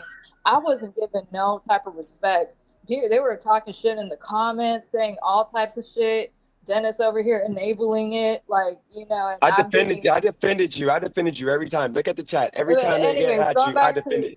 What? No, why can't I going back talk to at my that? point. Going I back to my defended you point. every time in the chat. I had your back. I said, don't be talking bad. I even went at Nav for talking on you. My homie, I said, Nav, don't talk to her like that. That ain't respectful. I literally every time defended you. This is what I mean by just craziness. Also, ignore I the chat. can't win with you. Listen, I'm not. It's not just the chat. It's not just the chat, ignore Craig. them. It wasn't just the chat. It wasn't just the chat. The first half of this panel, like, I felt like, I don't know. I didn't feel like I was getting that that same level of, I guess, like, I'm not gonna say respect, but I'm the point I'm trying to make. The comments are a prime example of what I mean by a lot of men who are like this. I'm not going to say all men are like this, but there's a lot of men out here like the ones in the comments who get butthurt over something that a woman says, or are over here talking shit about women in general as a whole, disrespecting the other women on these comments, saying disrespectful shit about me. And like, yeah, of course. And then you wonder why a lot of women are over here thinking that, we don't gotta respect men like y'all. We don't. I mean, listen, I completely, I could get how the chat could get to you and stuff like that. I can But completely. my problem is, like, it's just, I'm just like, I'm not even like, this isn't about me right now. I'm just speaking in terms of like this, just to stay on point with this topic. My ultimate thing is, like, as a society, we really got to learn, and this goes for women too. Like, if a man, like, for example, gives you a compliment, you can respectfully say, "Oh, thank you." And if he keeps bugging you and starts harassing you, yes, then crash out, cuss him out, do whatever. But like, it's just, I truly feel like this generation now really lacks respect. And if we're talking about solutions, I think we need to bring ass whoopings back. Yes, I do agree with that. I do agree with that I wholeheartedly. think, I grew up from the era of ass whoopings, but I do think ass whoopings. Wait, I'm not talking wait, about beating your chopper, child. I'm not chopper. talking about beating your child, but I I'm think to talking a about certain like extent, exactly. teaching them consequences. You know what I mean? Yes, Like you yes, gotta be I like do you agree with can't that. have them. You can't do this like overly gentle parenting where you're in practically enabling bad behavior. Yeah, I agree with that. You're not teaching them consequences. You're not teaching them like how to interact even. Like now you have parents like giving, I'm not saying all parents because like, you know, Rose actually is raising her son right. She's raising him like, you know, the traditional 90s way. She is not giving that child an iPad. But you see the good majority of parents nowadays like handing their toddler a freaking iPad and letting the iPad and social media raise them. Their parents are not, a lot of parents from what I've seen, like at least the ones that are lazy, they're not really being active in like teaching their children early on values like respect. They're not Isn't teaching it? them how to like behave and how to be like, you know, But that's But a because isn't it both, go ahead. Craig? Isn't it both parents with Rose? I thought that she was in a relationship for 16 yes, years. both, yeah, Yeah, she so has. you always mention, but here's an example. You always mention her. What happened to why can't you say the parents, both of them? You see how women, you're discrediting the man, who I'm assuming is a good Well, man for to be with for 16 years. I wasn't intentionally trying to I do get it, that, but I'm but just I'm saying just that's saying just like subliminally because three she's times you on, mentioned I her feel like you're only, not the project man. again, this is you projecting. I really wasn't intentionally doing that. I think you want to portray me as somebody who is doing that because you want No, to no, no. portray me as a woman who hates men, and I already spoke on how I find that really problematic. And I don't think it's fair that I'm the only woman on this panel that y'all talk to like that. I don't. I was just asking you because you mentioned three times about her, and I was just wondering. And It made again, it you're seem like she was a project, and that's single why I keep mother. telling you you're No, I'm saying I'm projecting. sorry. I'm saying I'm sorry for doing that. I just thought it made it seem like she's a single mother. I wasn't That's on me. intentionally doing that. I'm just saying because she's on this panel, it's worth, you know, like saying that my friend is doing a good job raising her kid. What's wrong with that? Just You know I took was in it the as chat. like I'm intentionally saying the father of her kid has nothing to do with it. Like I did not say that, nor did I Chopper, do you imply that. understand? I was in the chat though. Every time like people were at your neck, I'm literally defending you. You gotta understand. I'm debating you. I respect everybody that come on a panel. So understand if I was harsh, I'm sorry. But my thing is I went at nap and and people know I don't go at nap. I went at nap like nap, relax. Don't be talking to women like that. You're making us look bad as men. Literally, I get it. Those people in the chat were being disgusting to you and they're still doing it. So understand that I told you before this live started, I was going to have your back. I'm not going to let people disrespect you. And I know I came off disrespectful to you See, because we're and just again, look, having another a prime heated example. debate. You got a weak dude over here talking about I'm trying to play victim. See, this is the mentality that's But listen, no, no, problematic. no, That's no, no. not me, This is the though. problem. I've This been is the defending you problematic against these mentality that people. y'all keep Chopper, pushing on men. Chopper, no, He's Chopper. not a man. Stop. When it comes to the chat, I have been made This fun of. is your audience, though. Listen, you okay? Because the way YouTube works is when you own this app, you just go like this, and anybody comes in and can say what they want. That's it. That's how it works. That's literally how it works.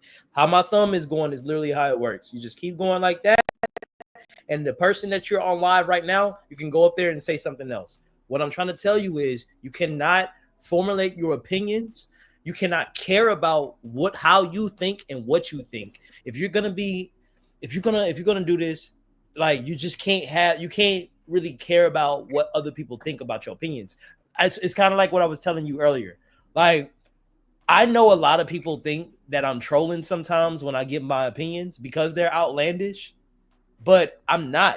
My opinion is really how I feel. That's why I was trying to tell y'all earlier. Like when I say certain things, like if you broke, I feel like if your credit score is below a 600, you shouldn't be allowed to have sex. I wholeheartedly believe that because that means you don't have the responsibilities to take care of a child. You can't even keep your credit score above a 600. So that's outlandish, but I do believe that. Of course, I'm gonna get pushback from fucking the chat. They might have something to say about it, but I don't care. Driving to poverty. You feel me? And so that's why I'm telling you, like you can't Okay, Craig, it's not, this Can't be isn't talking about me. this, Listen, like, listen. This isn't about me caring what the chat thinks. This is about a point I'm trying to make. You asked me, what can we do better so that men aren't such pieces of shit? We got to address the pieces of shit that are still here. We got to address the fact that women like myself, I am being disrespected, and you're over here acting like it's cool. Like I'm not going to I'm say not, nothing. no one's saying it's cool, but the conversation is what we're talking about. And of course, chat is And not. again, this has to do with my point. I'm No, using your chat as a prime example. no, but just because they push back with your opinion doesn't mean It's that not. they don't have a right to do I'm that. not saying it's pushback on my opinion. Read the fucking chats. So I'm reading it. Read So what the is, fucking chats. Read the whole thing. I don't gotta explain myself further. I mean, bro, like I'm trying. No, you gotta go way up. I said the first half of this panel, and now that I'm being asked to speak, now all of a sudden it's like, oh, well.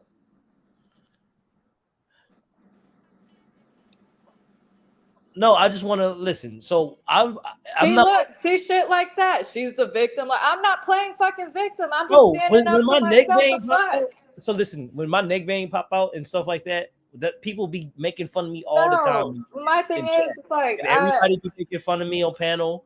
Everybody laugh, he hide out. I'm just saying, like, we each gonna get a turn on this channel. Like Ramey's gonna get his turn, and I promise you, Ramey gonna cry about it, and you gonna be like, this whole time we had a dude for 30 fucking minutes straight ask me if I'm single and pissed off that I didn't answer his comment. yeah, Like, just come on, you can't just like act like I'm not, I'm gonna just let shit like this slide and not speak up eventually. But yeah, you just don't. Okay, the best way to handle that is you just ignore it, bro. People been filtering in and out saying racist stuff, but guess what? I just ignore it. Like I remember somebody said something funny the last channel. They was like, "Oh, here we go. I bet he has on Jordans right now." And he's like, he said something. He had said something that was hilarious. Yeah, I was like, "Oh yeah." He said, "I'm surprised I don't hear the smoke detector and see some Jordans on right That's now." nothing. And I kind of laughed. I'm like, "Bro, yeah, it's messed up." Like that's not disrespecting. that is disrespectful. That's right. Come on, that is a smoke detector, bro. That's a funny, like that's just like a but like joke. you know that pertains to black people, right? You know that pertains to black people, right? I know, but it's like I know, y'all joke amongst yourselves about that. It's okay fun of the woman on the panel.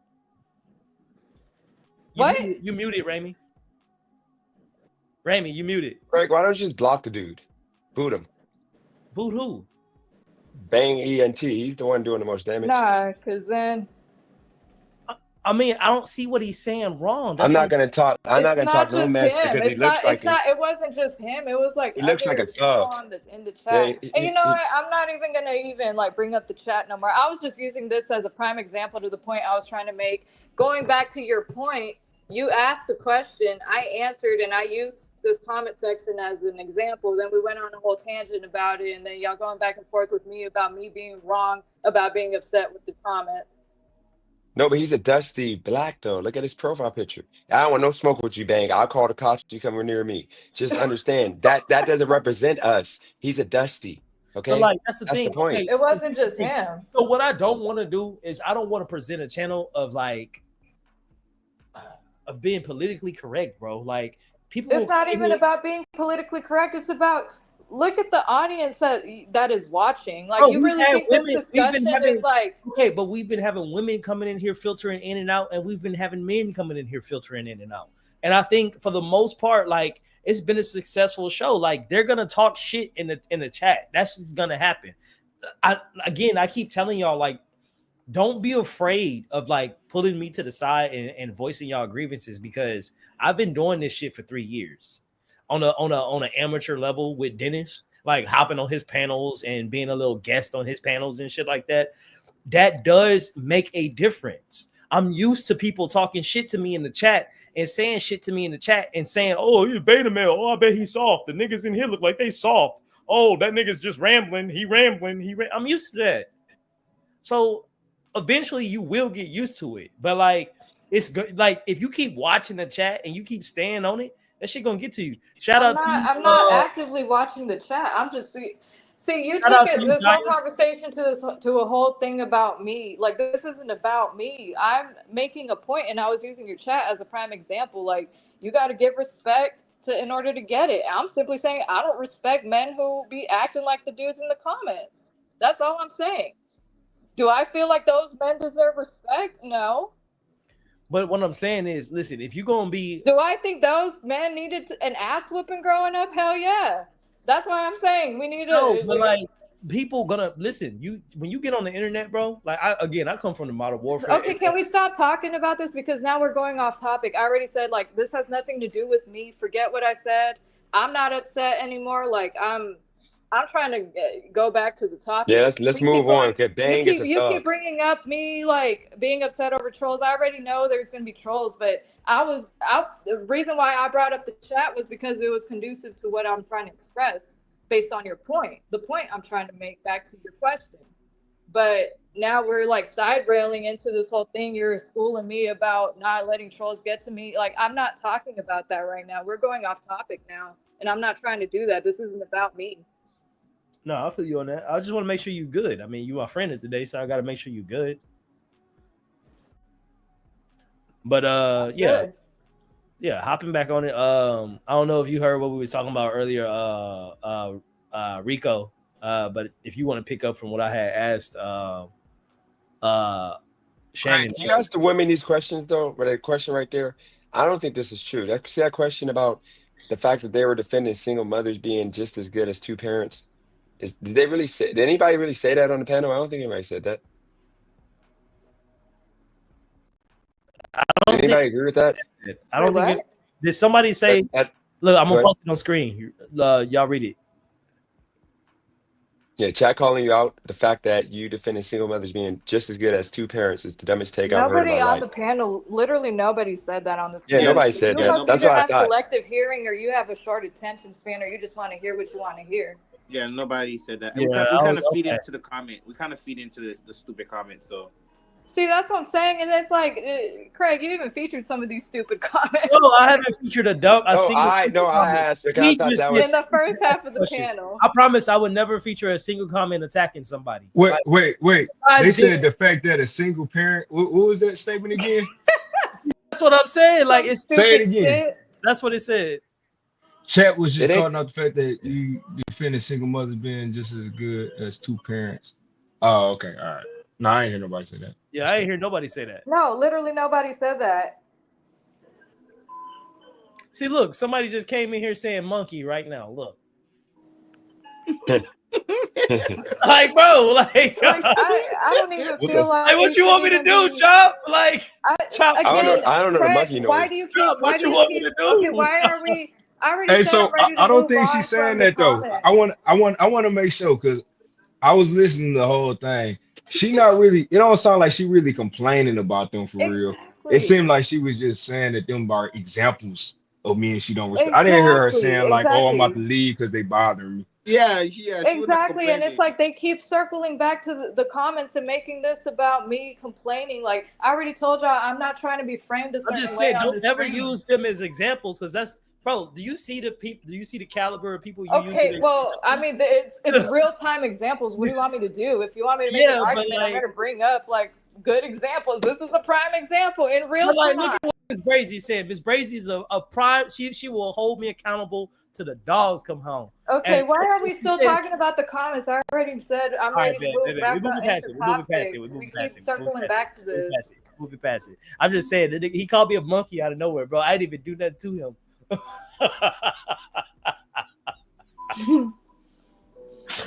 Who was that just laughed?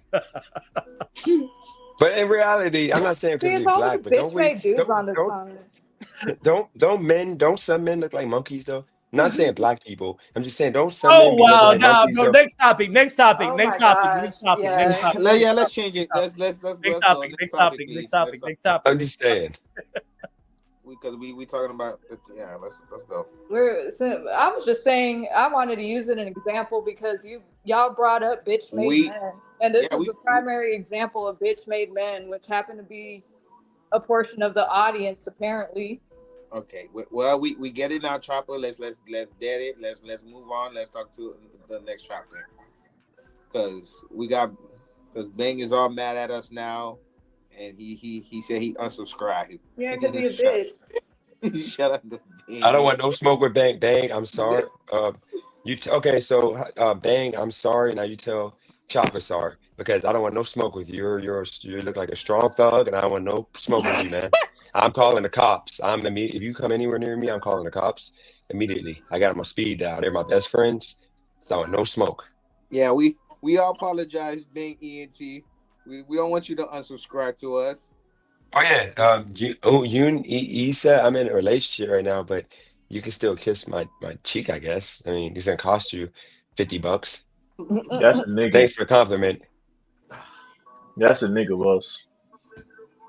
Yeah, one mine. Oh, you calling my subscribers bitches now? I'm messing with you, bro. I'm messing with you.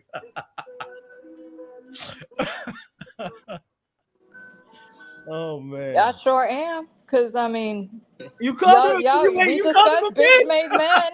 We discussed bitch made men on this panel today. So I mean, why not? You can't. Hey, listen, he just saw it, man. Damn. Oh my God. That's a terrible And woman. shout out to you, Easy. If you want to pay me $500, I mean, hey, I'm pretty sure. Oh, Cali and Girl now I would got a mind. man trying to sell his ass on my channel. That's a chick. I'm assuming. Easy. You Like, assuming you don't even know, bro. I mean, I wouldn't let her kiss me. I would let her kiss me on the cheek, maybe. You know. Again, hustler, that is a nigga. But go off. Oh, I'm good. That's a dude. $500. You passing up 500? You sell yourself for $500. What woman gonna give you $500? I want you to think about this, bro. Think about it. I've got it. I ain't gonna speak That's on a that. nigga, bro. Dennis, you sold yourself for $500. No, you know what's crazy? I was talking to Cali Girl about this earlier. The fact that I had at one time, Craig remembers, I had 3 chicks literally like thirsty because I was like popping on YouTube that were fighting to fly me out like I'm a thought. Like I had one chick, it was nasty work. Somebody Like, said I was literally. Hey, literally. shout out to Jernisha. Make sure you It's always like and subscribe. Officer Blob, you've been chilling with us for a hot minute. Make sure you like and subscribe. Now, realistically, I don't have to do that though. Hold on, what's this man's name? Hold on, we're gonna go back. Say your name. Oh Guy. no. Guy Frat. Guy. Say your name again. Say something else in the chat, Guy. What's your name, G? We talking about Bing or who? Nah, Bang. He said he subscribed. I need him to stay subscribed, but Hey, UM, my wife ready for me to come up to the bed, y'all. I gotta. Yeah, I'm about to. I gotta jump off.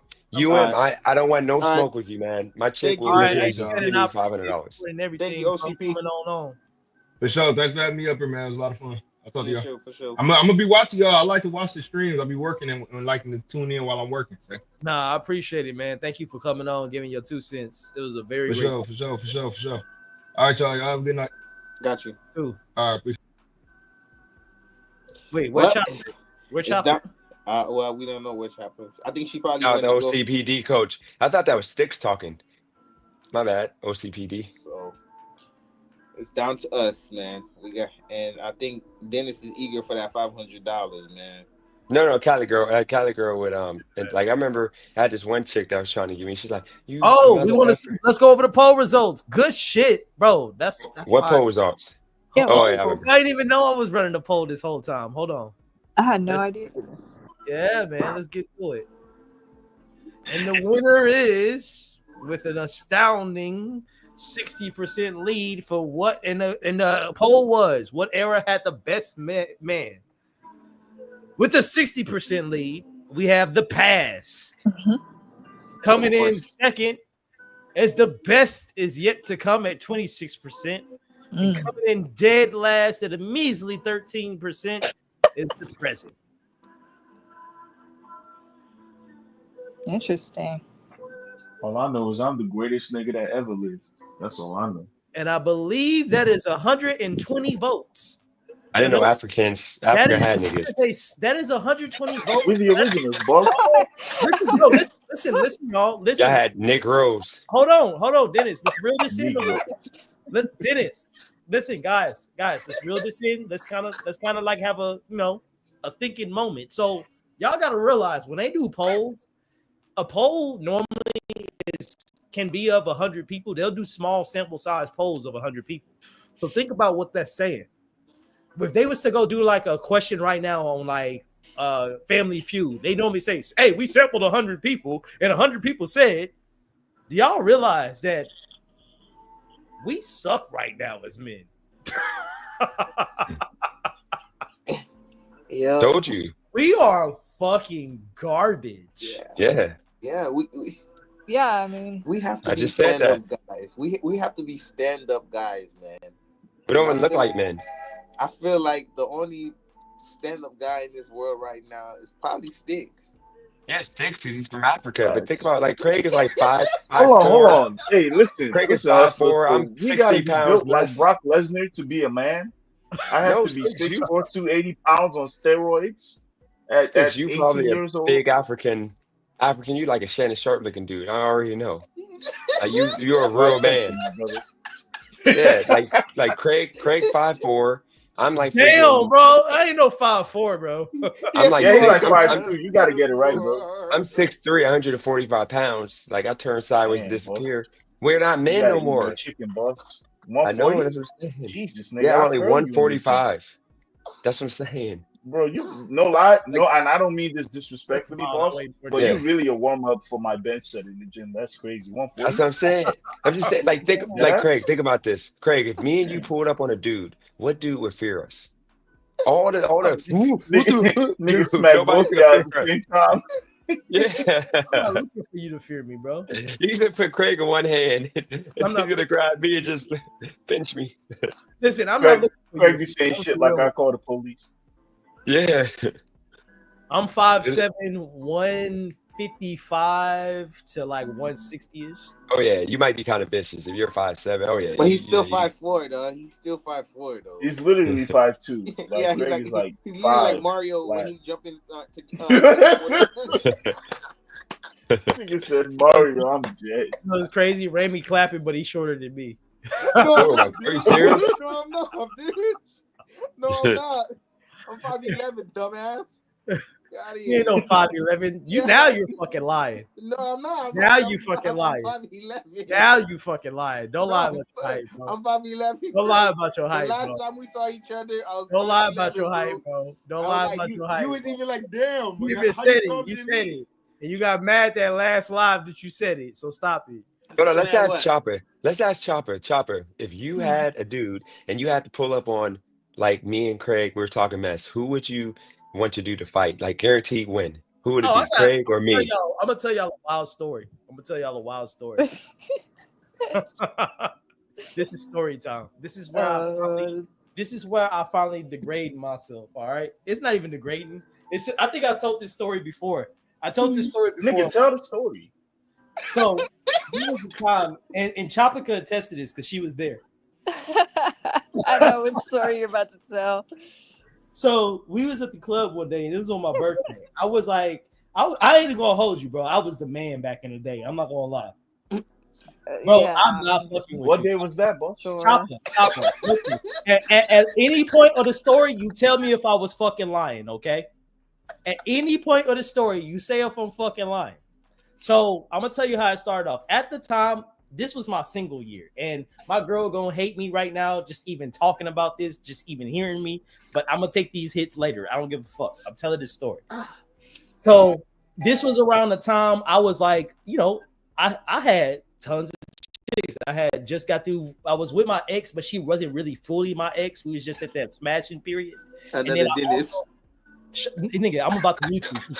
I'm telling my story, bro. Like, damn, bro. This that part when Raimi just don't know how to control himself, bro.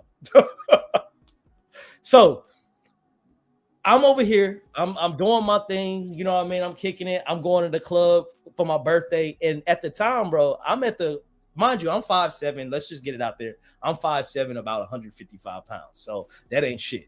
So I'm at the club or whatever.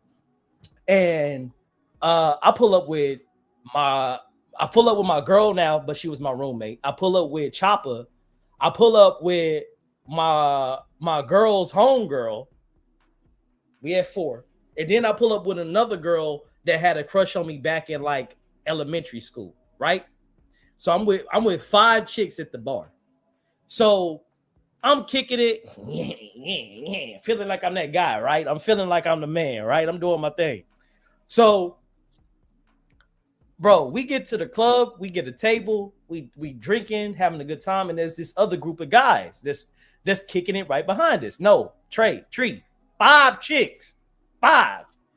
So these group of guys, they start to try to holler at some of the chicks at the table. Now, I'm not trying to be that guy. I'm not trying to be that guy that's trying to cock block the chicks and shit like that. But if the chicks ain't trying to talk to the guys, I'm definitely gonna say something, right? So I'm like, all right, I'm chilling, and then I hear my girl now. I hear her homegirl say, "Hey, I'm not really interested. Like, I'm good. I'm married." But I knew she wasn't really married, so I was like, "Hey, like that don't sound right. That sounds like she making up excuses." So afterwards, she kept making up the excuse. She kept making up the excuse, and then that's when I was like, "Hey, bro," she said she married. She said she married, dog.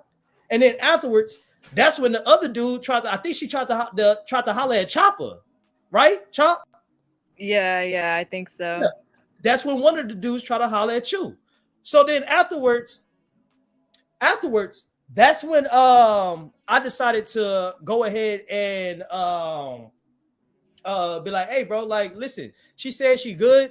Even Chopper saying she good. Like, bro, we good. Like, leave it alone." And so at this point, that's when I guess they started like trying to like do the whole we big and bad shit. So this white dude, he come out of nowhere. It was like, "Man, who the fuck is this nigga?" He like, "Who the fuck is this nigga?" And so at this point, bro, I went not even thinking. I just pushed this dude right in the chest. Boom. Just right in the chest. He goes stumbling back. The minute he goes stumbling back, bro, I just feel like, bro, when I felt like y'all remember being a kid and like one of y'all parents picking you up by your arms like that? Have y'all ever been a kid and your parents pick you up by your arms like a little baby and like, y'all had to be there. Y'all had to see that shit. Oh, y'all had to see this shit. So as soon as I pushed this like dude, he was a doll, like a mannequin. like, bro, literally, this man grabs me by my shoulders and my arms, picked me up. And I'm talking about we facing face to face. Like, we looking at each other like this. And so he's walking me out the club like this, right? And I'm like, "Hey, bro, like, he called me a nigga to my face, bro. He's a white dude." I'm like, he's like, "Yeah, bro, but you can't be acting like that." I was like, "Yeah, I understand. But like, bro, you know I can't come back here because the way you carry me right now is pretty fucking." And like, we having this conversation as I'm walking out the fucking club. So I'm like, "Bro, like, you know you didn't have to pick me up." He's like, "Yeah, I probably could have just like told you." He was just drunk. He was just drunk and he thought he was Superman. He was like, "No, bro, I had 6 chicks. I had 5 chicks on me, bro." Y'all not about to disrespect my homegirls. And you started big and bad. Bro, I started going, and it's funny because then there was this rip, and I felt bad because Chop, tell me if I'm fucking lying. But then I started walking down the hall, the sidewalk, right? And I'm pissed. I'm at this point, I'm on 10, right? I'm walking out the club, bro, and there's this random guy that starts to holler at one of the chicks again, bro. And at this point, bro, I get this nigga face immediately, bro. I said, "What you want, bitch ass boy?" And like, bro, when I tell you, bro, this dude was so terrified. I'm like, "I'm tired of bitch ass niggas that think they can just, bro." I'm like, "Gone, bro. I'm out of there, bro." When I tell you this dude was terrified, he bigger than me too. But he was like, bro, he was fucking scared, bro. So like, I know I'm little, bro, but like, but it's the heart. It showed you had heart, even though like, yeah, that was a little embarrassing. Like I was kind of embarrassed for you. I'm not gonna lie, but I respected the fact that you still had heart. yeah, Wait, can I say something? yeah, go ahead. Hey, AD, I appreciate you in high school when you had to check our teacher, Mr. Guzman, when he got off subject, and you had to ask him those questions in economic class. I appreciate you when he shut the fuck up and he taught the classroom. So I do Oh, a appreciate. little context about now that since we're talking about piece of shit men, let's shed some light on I this appreciate that, Mr. Rose. Guzman Yeah, I character. appreciate you for that because honestly, you did. I feel like you taught more of the class than he did. So I appreciate you, D, on that for real. I Hell, do. I do appreciate you for real. So a little context about this from what I heard about this Mr. Guzman guy. He's a child molester. yeah. Oh yeah. What? He's a sex Yeah, offender. our high school teacher that Rose talking about was a Yeah. diddler. Let's call it How that. y'all find out? He got one of y'all? He got you, Craig? No, bro. Like you think I'm gonna Oh, let my somebody fault. get me, bro? This listen. You gonna be missing something. Hey, now Daniel checked his ass a few times, so I appreciate you. Who, I Gonna be Daniel? appreciate you, dog. you I gonna be do. missing, you gonna be missing something fucking with me, bro. So Oh, she said your name, Oh. dude. so that being said, like I don't know. So bro. when you boxed him, like you No, ran one? bro. Listen, again, I know my height, bro. I know my height. What that got I to know do with my a size. fight, boy? Wait, You don't always got to box. Do you realize something? You really don't always have to box somebody to prove that you got it in, bro. You realize that, right? Like, so Craig, you think you being short, hold like you just hold a lot of anger? first off, I'm okay with my height, so I've never seen my height as like I know I'm short, but like I'm not. I don't have a short complex. Like you could ask Chopper, like she be around me a lot. Like I don't have a short complex, bro. I've never moved with like I'm not. I know me and you the same size, Remy, but I've never moved with like I don't care about my height. My height is actually, if anything, my height when it comes to tall women, a lot of tall women tend to have crushes on me because of it. You keep saying we the same height. I'm 5'11". Okay, but anyways, okay, so yeah, okay, but no, but where did the anger came from? You know, What anger are you talking about? No, I was drunk. I was drunk at the club. Yeah, he was. No, I think here's okay. Look, let's. No, I'm glad you asked that, Raimi, because I think that anger for that specific night came from so as long as I've known Craig, he's always been the type of homeboy that will cut for his homegirls. And he will just cut for women in general. Like if he sees a woman like disrespected in public or being like, just, like somebody's trying to harass them or hit them or something. Craig is the type of dude who will step in and try to help that woman out. And if he think about it, he's in a group of like a whole bunch of like his homegirls who are at this point. It was getting to the point of harassment. It was harassment, a bro. lot Like of us if you was there firsthand, bro, that shit would have started to like get to you after a while. Because it's like when your homegirls start making up shit just to like get these niggas up off of them, bro. And it's like it's just consistent, like over and over. And mind you, bro, these niggas, and I don't even care about like I don't really judge dudes by the looks because girls will fucking date the ugliest nigga on the block. He can have a brick ass face and she'll still date him. But like my homegirls clearly was not attracted to these men. Like none of and these it was a group of them. It was like three of them. It was a selection of niggas, and none of them was attracted to my homegirl. So that being said, like if all of them is making excuses and all of them telling you to step off, and I'm the only dude in the group, right? How do you think it would have been a better look to just let them fight that battle, or would have been a better look for me to fucking say something? No, you did the right thing, and it's just. I mean, they had the numbers, right? And they had numbers on my ass. They could have stopped me out into a pancake. Ooh, and I honestly, you know what, yeah, like I'm glad this was brought up. I didn't give a fuck at that point, though. I didn't care.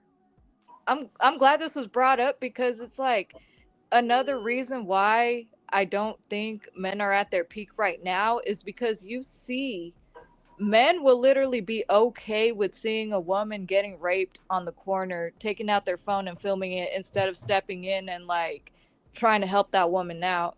You said what?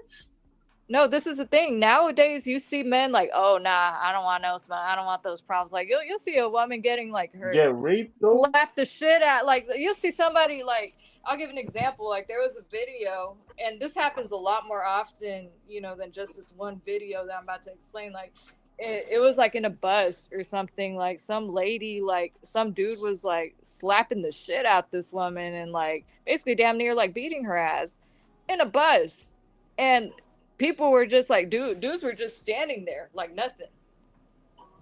That's crazy. And you know what's crazy? Like I remember showing a colleague of mine who was like an older man in his like, mid to late 40s. He's got 2 daughters, and like, he grew up in that like generation where like men weren't afraid to like actually be men. And what I mean by that is like he was like, no, if that were me and my brother and we saw that shit, oh no, we're stepping the fuck in. I would be Superman at that point if I see a woman like, getting her Yeah, ass but you beaten said up. raping on camera though. That's crazy. No, I didn't say You raping on camera. recording I'm all just that. saying, like, To no, the but it men, does to the men happen. on that panel, It to the does men on the happen, though. panel, I do got a question because based off the story that I described, I think y'all would say y'all would handle it like I did, but a part of me feel like y'all would. I'm not handling that shit like you did. No, First off, I'm not even outside, man. Like, So y'all would have been. I feel like y'all like because that's the thing. That's the reason why I don't fight. I'm gonna tell you some real shit. That's the reason why I was telling you earlier. I choose not to fight because I will take it too far. Like, bro, I'm the type of person where like you think I'm gonna square up with you and throw a punch at you, nigga. I'm gonna throw a hand that look like this going towards your eye socket. The only thing you gonna see, the last thing you gonna see, is a thumb coming towards your eye. That's gonna be one of the last things because I'm gonna grab your head like this, my boy. I'm going, especially as a street fight, I'm coming at you like that, bro. Like, and that's what I'm trying to tell you. Like, I don't fight because I get very angry if I do have to fight. Yeah, I'm just saying. Yeah, no, and I've been in that situation too, Greg. So I understand. Like, you have to be there for your friends, stuff like that. But I just like that night because this is not the first incident you did that. It was. What do you mean? Because it was another incident you told me. But we're not gonna speak about that. It was another incident though. But no, but I'm just saying because I see that you got like a lot of built up anger. So I'm just trying to figure out. No, that's not built up anger. That was my because I got sisters. That's another reason. Like I got a group of sisters. I come from a large family. So especially being one of the oldest, when I see like my homegirls, people that I view as like damn near my sisters, like doing some shit, I feel like they're pretty much bothering my sisters, bro. And especially on some creep shit, bro. When they tell you, bro, they done, they good, bro. They good. When you witness that first shit firsthand, I'm not even gonna be on some simp shit, bro. I'm just being honest with you. When you do witness that shit firsthand as a guy, that shit is kind of sickening and it's lame as fuck. And that was where my anger was really starting to come through. I was like, y'all really on some lame shit, bro. These girls have told y'all no a couple times. Like, she told you she married. You know she not married because there's no ring on her finger. And you still pushing. She willing to tell you anything and you know it. And you still asking questions. And you just won't stop. You just won't stop. Like, what gives you the right? What gives you the right to just keep pressing, nigga? Like, who are you? Who the fuck do you think you are? To think you just keep fucking pressing. Yeah, I get it if we on some prison shit and you bigger than me and you got the knife and you up in the pole and you this and that. That's different. But we on the streets. We where people get to hold their freedom. You feel me? And the way that they was just pressing, bro, like if y'all would have been there, bro, I'm not gonna lie. If y'all would have been there, y'all would have been like, y'all would have been on the same energy as me. Y'all be like, nigga, y'all, can y'all hear? Can y'all hear? I'm worse than you, like, so I don't know. I don't know what situation you was in. I feel like, I don't know, maybe some men still hold that protector instinct, and a lot of men nowadays probably just don't. And again, like, it isn't part of healthy masculinity be to, at least under God, like, to provide and protect for your woman. All right, Dennis, I see. Women you love. Hustler. But all right, guys, I'll catch y'all next week. All right. All right. You ready to end this soon? No. I agree. No, I agree with you, Chopper, and stuff like that. And like I said, Craig did the right thing. It just Craig was drunk, so it was kind of like it was funny. It was comical. Yeah. Oh no, bro. That's why I tell you. That's why I told y'all this story was hilarious. Because, bro, when I tell you, me and this dude was having the most. Yeah, I was drunk and I was wilding out. But when I tell you, like, I was able to have the most coherent conversation with this bouncer as my feet are dangling like this, as he's like holding me by the shoulders and walking me out the club like a baby, bro. He's like, I'm like, bro, I'm literally telling this man, hey, bro, you know you don't gotta carry me like this. And he's like, yeah, I know. And I'm like, bro, he the one that called me the N-word. And he's like, yeah, I know, but you. Oh, you forgot to tell them that part. So that's the part that ultimately really set him off. It was one thing that his homegirls were being disrespected, but like this white dude said the N-word, and this white dude he came out of nowhere, bro. This white dude like pushed this fat nigga and this Hawaiian nigga to the side and was like, hey, who the fuck is this nigga? And I was like, oh. Yeah, that's why he. Oh, and the minute that nigga said that shit, I was like, oh, fuck you, bitch. I was like, oh, bro, this nigga came literally like this, bro. He was like swimming between two fat ass niggas and was like, oh, who the fuck is this nigga? I was like, bitch, who gave you these lame ass niggas gave you an N-word pass?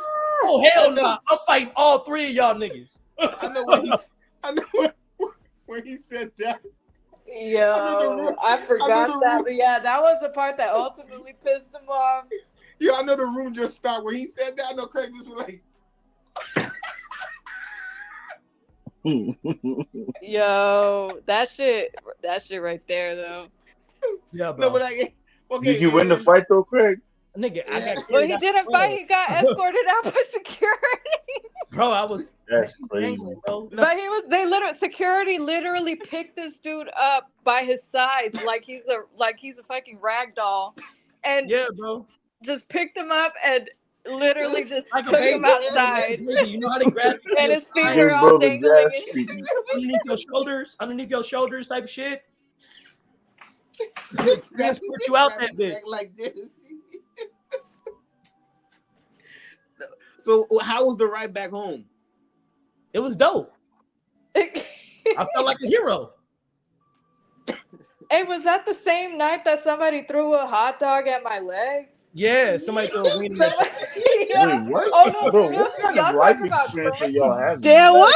Y'all were getting signs everywhere. No, dude. Look, Craig popped off in that moment where that happened. Hey, I popped off. A nice little happy ending that day. We were all fucked up. We were all drunk. I was drunk and I was already starting to get pissed off because Washington Avenue already pisses me off in general. Like some random person, I don't know who it was, somebody just threw a literal raw wiener dog at my leg, like out the window from their car, just a drive-by wiener dog hit. Like I think it was probably the people in the club. They threw weenies at you. Them niggas in the club. They probably was like, no, yo, we gotta. And I remember when that happened, bro. I was pissed. I was like, who the fuck threw that shit? I started getting all ratchet. I'm telling you, bro. Man. Well, that's good though. It's nice like that, man. That'd be lit as fuck, man. Like nice like that, be really lit as fuck, dog. But that's crazy, man. And then the hot dog just sliding through Chopper's leg, man. just sliding through Chopper's legs is crazy. I was pissed. I was popping off. I was on that rum. Look, keep me away. I try to not drink so much rum and coke these days because when I drink that brown, I get aggressive. I know they probably was in the car like, yeah, we got her. We got her with weenies. We got her with weenies. Yeah, we got her. She ain't gonna come back no more. They threw I can't believe they threw a weenie. They really and when I say this shit, people think I'm making this up, but I'm like, bro, Craig, you were there. You know I'm not lying. Like that. No, I remember. Happened. Bro, I was about to find the nigga that threw the winner at you. I know Craig was running to that car, man. The Oscar Mayer wieners. I was looking for Oscar hot Mayer dog wiener. I was looking for a nigga with just a hot dog bun. It might have been Oscar. It might have been Oscar Mayer wiener. I was like, which one of y'all? Which one It of y'all was an essay. walking around with a hot dog bun right now? I think they were trying to hit Craig. I think they were trying to hit Craig, and it just ended With the up hitting you. weenies. Yeah. I think they were trying to hit Craig. And it just ended up hitting you. Hey, they should have. No, Hey, I was like, bro, wait, I was I'm far not gonna lie, back. that Like, pushed me over the edge, bro. When I saw she got hit with that hot dog, bro, I was like, y'all niggas really want me to crash no, out. Don't I you? thought I was tripping at first. I was like, what the fuck was that? And then I looked down, it was a freaking hot dog. I'm like, what? A raw like, so I hot get dog, not called even the a nigga at cooked the one. club. It wasn't So I even get a called- cooked one. It was like a raw. Damn. Hey, Who the fuck they says throw. raw wiener dog? One thing after another, bro. They're throwing you signs. They're night. throwing you signs of rawness. It was such a terrible night. It was like one thing after another. Like at first, I get called the nigga at the club. Second, a dude try to holler at one of the chicks as we leaving the club. Third, my homegirl get hit with a random stray sausage. Yeah, y'all niggas is trying to make me crash out. Hey, they were giving y'all signs. Take it raw. Made me crash out, boy. Like That was an interesting night. trying to tell y'all. Yeah, I know I'm short as shit, but when I tell y'all I got more heart than a fucking 6'4" man, that's just not even funny. Men who are 6'4" ain't got no heart though. Because they 6'4". Nigga, what? Think about it. If you built like a fucking tree, the odds of you being tested all the time is slim, right? When you short like me, you get tested That a is lot. not how that works. Yeah, when you my height, you get tested a lot. People gonna want to test the person that they think they can beat easier. They're not gonna want to test the person like that's just normal bitch niggas in our society nowadays. Think about it. We live in an era where we got more bitch niggas, right? So think about it. More bitch niggas is gonna want to test little niggas and not the niggas that's the same height as them. That's actually true. That's facts. Yeah. I can't relate. Why you think when people try to fight them, they uphold? Niggas, well, that's just. But I'm not gonna lie though. The short kings, man, they be coming in clutch because I know some that know how to fight like Bruce Lee. So I don't know. I just know some that do know how to fight. I mean, I know you know how to fight because I've seen you crash out in class. So, but I'm just saying there's some that don't, which I do agree that people do test them because they assume they don't know how to fight. Yeah, that's just how it go. That's Like, facts. that's just how it go. That's why I say I'm not doing prison, bro. I'm sorry, I can't do it. I mean, violence is the answer. You all the shouldn't want time, to do you feel me? prison. Wait. What? You shouldn't even Yeah. that shouldn't even be on your You mind. don't want to get prison, but you always crashing out in Everybody clubs else. and shit. Come Y'all on, might man. as well He squad. said it like somebody told him to try it. Shit, Like, y'all hey, might bro, as you well- gotta try prison. No, I couldn't do prison. Shit, y'all I might don't as think you should well. be trying to do prison. That's wild. Even having the thought about trying to go to prison. I can't. Like, bro. I don't where'd do that nothing shit even wrong. come from? That's why I don't do nothing wrong. But listen, man, y'all know what it is. I appreciate y'all. We about to hit that 4-hour mark. I appreciate y'all for coming on in. I'm trying to come up with the topic for next week. I want it to be you know what? Since you're a parent, Rose, I really want to get your perspective on like why women are choosing to wait to have children. Oh, that's cool. Yeah, I'm down. I got you. That's gonna be the topic for next week. Next week we're gonna be kind of exploring that. That'll be us kind of taking those people too. Of course, there's gonna be some happening glorious week. And we'll talk about that as well. We'll talk about some current topics that happen. But y'all want to say anything before y'all sign off?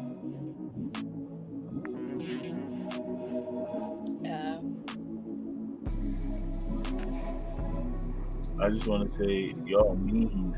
I don't know why they was roasting Dennis before he left, but that was crazy. Thank you, Chad. Thank you, Miss Ray. Thank y'all, everybody. Y'all have no clue. Chad, listen, panel and chat. Again, another successful stream. Let me check the numbers. Oh my God, another successful stream. Here we are sitting at over thousands and blessings.